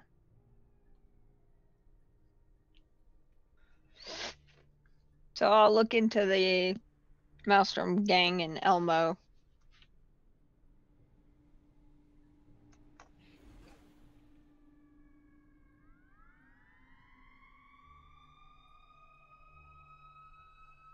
Wow, squinting actually got an eyelash in my eye.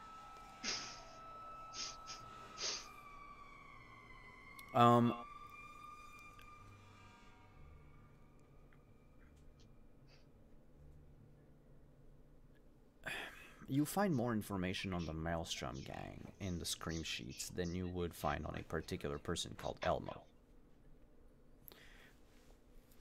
They are a warrior gang from Old Town. They are sort of like the unofficial police force in that district.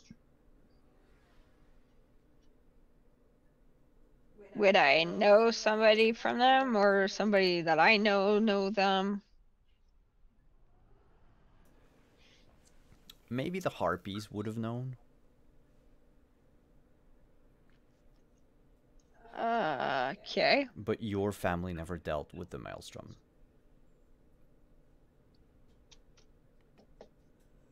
I still have the Harpies phone number somewhere? Yeah, unless you threw it out. No. I go back to my apartment and rip through all the paper, because it's somewhere. Find their phone number and try giving them a call.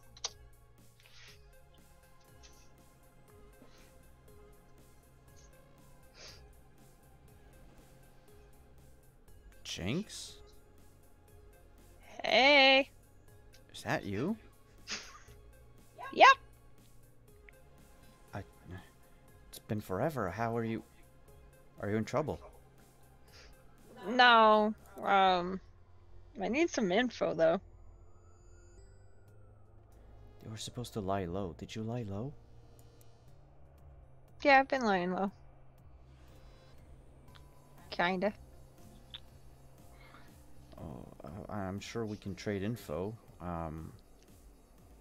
We have a few dead drops. What do you need? Maelstrom gang. Do you know some of them? Elmo, by chance? Don't know anyone by the name of Elmo, but I do know that they were hit pretty bad, last night? 2 nights ago? Yeah, one of the guys got nailed by my uncle.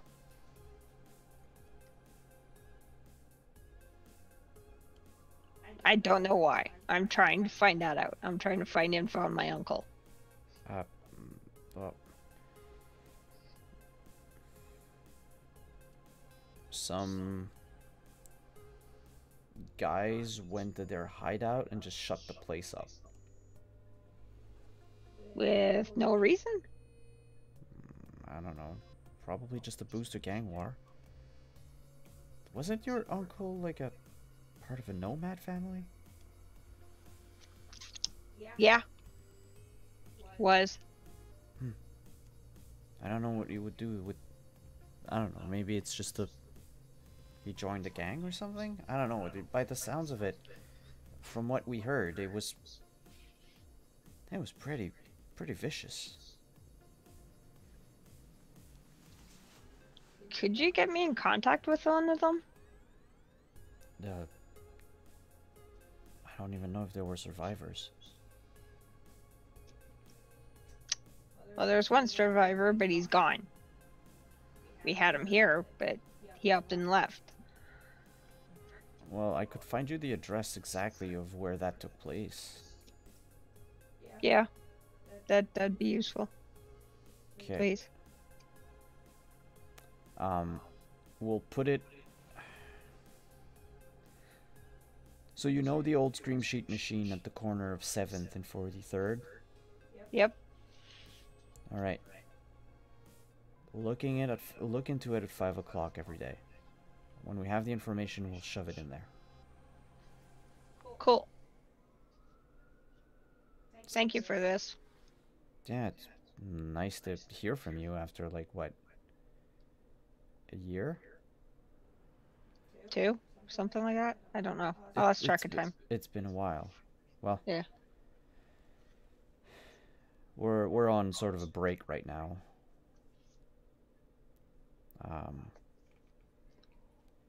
No jobs, no money. No money, no motorcycles. You don't have your motorcycles? Had to sell it for food. Fuck.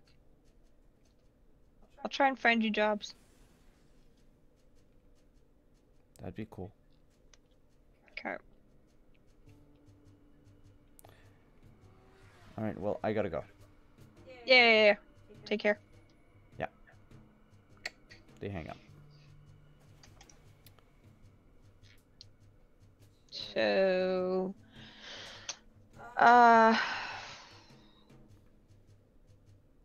I'll try and reach out to my old enemy again. Bull? Yep.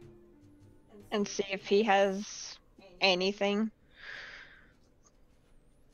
It's a good thing you called me. I actually was thinking about you. How sweet. I got a job for you. Oh, yes! What is it?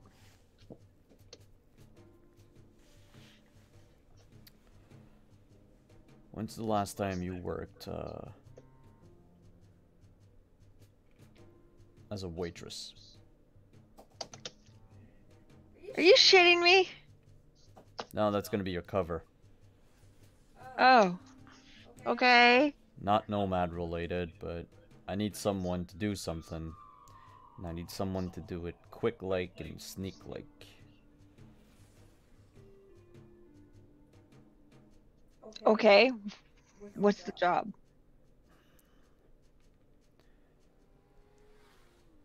Need to poison someone.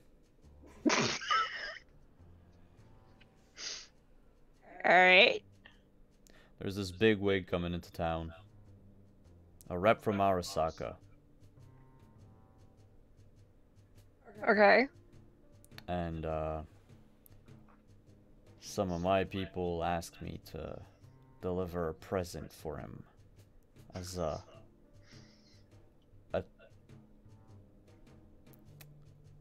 memento of... No, not a memento. A souvenir of bygone times. Like a little welcome gift. To welcome him back to Night City. Is it gonna give him the shits or just kill him? It's ricin. Sorry.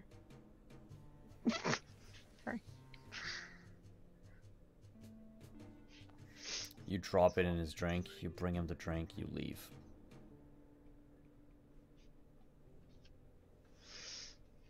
I can do that. I can get you,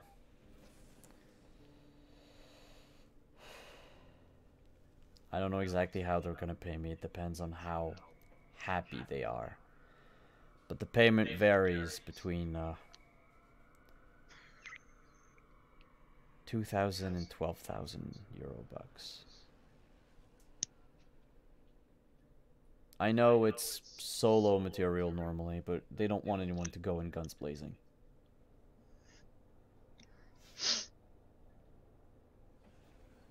I'll try not to be trigger happy. You're not gonna have a gun. You're gonna be a waitress. You take When it is this? Again? tonight, What time? 7 p.m.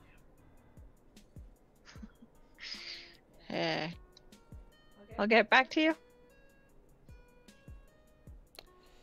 Like, give me an hour. Yeah, that's about how much time you're gonna have. All right. Beyond that, I'm giving the job to someone else.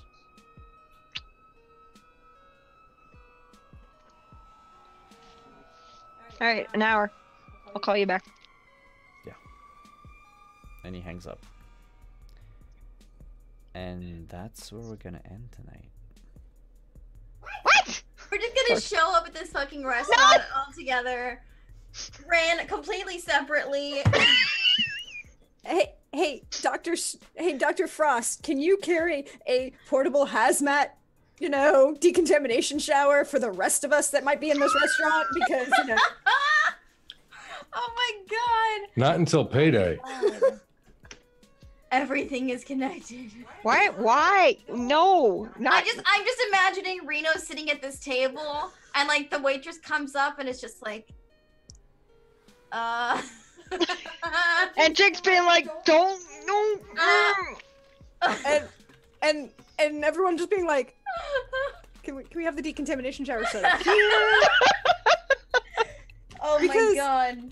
Because I love how your friend told you, just drop it in his drink and go. It's fine. Yeah, It's well. fine. Rice it in his drink. It's fine. It's not like it won't have any damage We're to you. assassinating an Arasaka politician guy. It's fine. Whatever. Oh, Jesus. How are you all feeling Oh, stressed. tonight? Why? So, I mean, all Oh, we've got tough decisions to make now. Reno is a cool cucumber. I am stressed. I can tell you all right now that by tonight's episode, all the pieces are on the board. yeah. Now, what you I can make tell. of this is up to you. Up to us, yeah. Hell yeah. Yeah, see, Kat's correct. What's a little bit of rice in between a few hundred people? That's an accurate measurement system, by the way. That'll kill everybody, including Jinx. Yeah. Is it It'll kill really everybody that in the bad? building. Is ricin really that bad? Yes. Yes. You know, Ricin- fun. I'll tell you later. Ricin is used to make sarin gas. Remember the Tokyo subway bombings? Oh. Remember the count on that? Yeah, but I just know about the rice and powder. You remember when Obama It's- thought that they sent rice in? I yeah, knew that guy. They were- I knew yeah. that guy. but basically, it would be a powder to be dropped in the drink. Right. So So it's not- hopefully not that bad. Yeah, I mean, unless but- you like shake it up and. No, but the problem is the problem with ricin is it's not a heavy powder. It's literally if somebody breathes on Right. Yeah. It's very It goes light. airborne. it goes So airborne. just cover your nose. It'll be fine. Like, Lean away. Lean, it's lean this- far away, and then Like a few grains of salt-sized ricin will kill an adult human. Mhm. Yeah. You gotta read up on The this shit lethal later. dose, yeah, the lethal dose is if it's from inhalation, it's 2 milligrams. Wow. If you eat it, it's 1 milligram per kilogram that the person weighs. So an average person, let's say, would weigh maybe 75 kilos, 70 kilos. So that would be 70 75 milligrams. Yeah. Yeah. Huh. Damn. Okay. All right. Okay. Well, Let's decide if. Let's see what happens. I can't wait to see what happens next. Yes. I can. So, by the way, everyone, next week we're not going to be there because a few of us, actually, 3 of us are going to be at PAX East. And starting the week after, we will be a weekly show. Oh, we are? Mhm. Yeah, because I don't have Oh, the okay. other. Yeah, remember? That's what we talked about, like, way back when. I remember, but I don't remember. It's been a Okay. while. Yeah. Technically, it's been 14 weeks since we began. Yeah. Yeah, we're at episode 7 tonight. God damn. Wow. Yeah. So, oh yeah, that's a good point, Fanthisa. There are no antidote for Ryzen. Nope. Yeah. Wow. Yeah, take it is done. Well, not necessarily. You can treat the symptoms, and if they're a strong person, they can survive it if you treat the symptoms right away. Yeah. But, you know, if it's someone drinking tea in a Chinese restaurant, they're not going to be treated right away. But who knows? Who knows? The mystery's half the fun. Yep. So let's go around the table. Tell us who you are, where we can find you on the internet. And we'll begin with Trins. Hey y'all. That's exciting. That's exciting. I'm looking forward to this. But as for me, hey y'all, you know me. I'm at Dirgit on Twitter or Prexgorth as me as you see me hanging out in the Twitch chat. And I will be back tomorrow here as we dive back into New York and the fun that is Vampire Nightfall in with the Vamp dads and their art daughter and their gremlin stepson and all the drama that's coming up from that. On Monday, you can find me over on Katie Face's channel for some Lady Blackbird short mini campaign. That's some fun times. Come hang out with us. It's all the drama that you want. And on Tuesday, back here for the finale of Dark Matter. See what happens. And on Wednesday, I will be doing over at Tales from the Grim for Witcher Family of Wraiths. And Letho the Kingslayer is now in play. So things will be entertaining. It's great. What can a sorceress do to control 4 witchers and a noble? Probably not as much as she wants. We'll see what happens. Other than that, I'll be at PAX East. Come check out, come see me. I'm running a panel. Also, I'll be there, and I'm mostly a friendly person. I'll see you. Thank you for coming. Up next is Dr. White. Mr. White, Dr. Frost. Thank you, everybody, for showing up. It's always a great time in chat. Appreciate all of you. My name is Chris Geary. You can find me on Twitter at Chris Geary. On Fridays, after PAX East, every Friday, you'll find me here, reprising my role of Mr. White and or Dr. Frost. On Wednesdays at 9 p.m. Eastern, the Strandager House is going on this channel. And that's where I will do fortune-telling readings for my guests' original characters that are connected to their projects that they've come to tell you about. So this week we have Nomadic, and he's going to be here talking about his Void show that he is on. And then we also have Kara, who's going to talk about a podcast that she's a part of on Meridian Radio called New Avalon. In March, we'll have a whole new set of guests in which I am still collecting people for. I'm still booking for March. So if you know anyone that you want to uplift and show off their projects, have them connect with me on Twitter, and we'll see if they are into it, and I'll give them the link for my booking form. Otherwise, that's all I got for now. All right, thanks for coming, Chris. Next up, we have Jinx. Hey. Well, you can find me here on Fridays. Otherwise, maybe at one point I will be in something else soon, I hope. I can't wait. Otherwise, I am in Twitch chat under Burns Through the Rain. I keep forgetting to tell people. And otherwise, at Heaven's Night on Twitter. That's about it.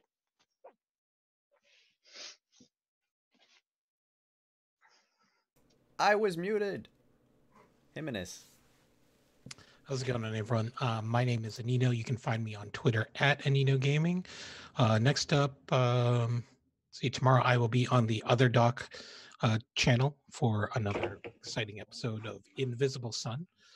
Sundays, I am also on the Other Doc channel at 7 p.m. for a dark matter campaign that's just got started called Ghosts of Saltma. It's being DM'd by Origami Shuriken, who you might see in the chat. Madeline is also a member of the cast of that show. And then swinging around to next week on Wednesday, I am in Welcome Party RPG's stream called On Prosperous Winds, which is a D&D homebrew run by Ren Knowles. But as was mentioned here, I will be at PAX East. I will be working the I Need Diverse Games table in the mornings until 1 p.m. in the Diversity Lounge. So you can find me there. Afterwards, I will be exploring the floor and going to definitely catch the panel hosted by Dee and Simon on Sunday. So yeah, find me there.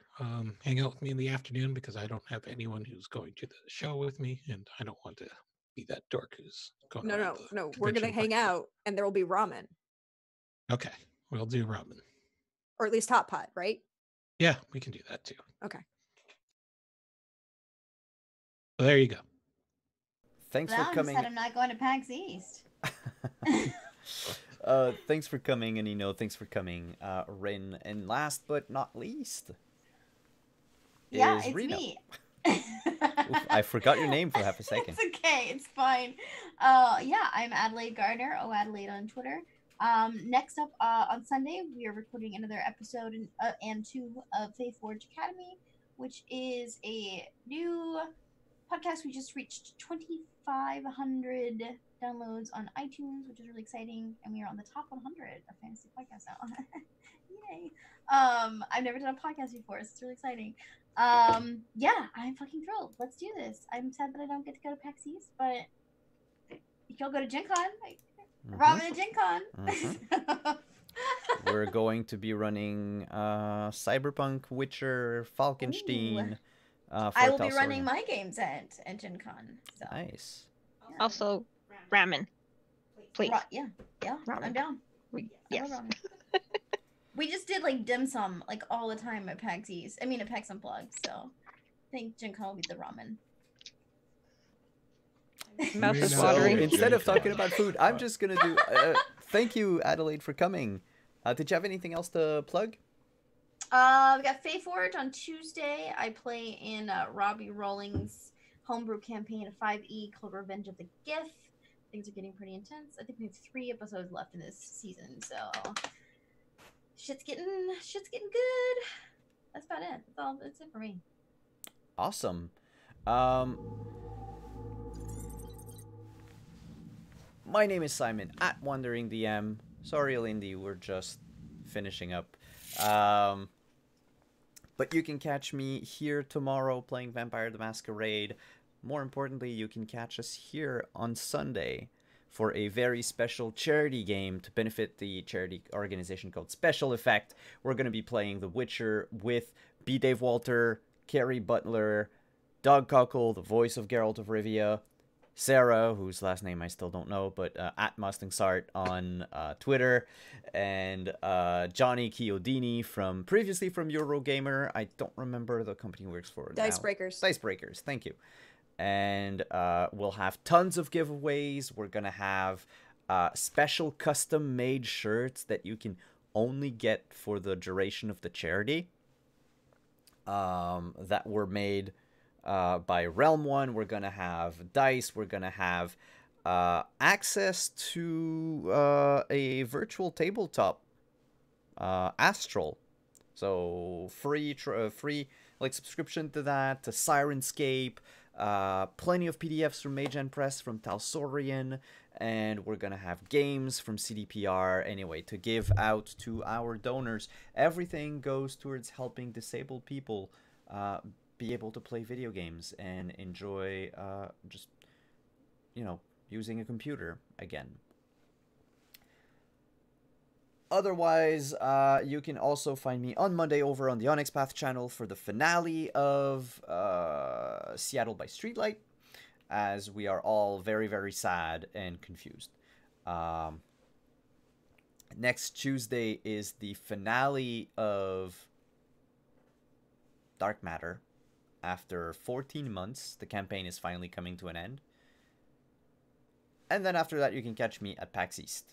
And then we'll be back later. So on that note, take care, everyone. Thank you for coming. Thank you for watching. Thank you for hanging out in chat. Thank you to those of you watching on YouTube. Always greatly appreciated to know that we have fans on the other platform. Bye-bye.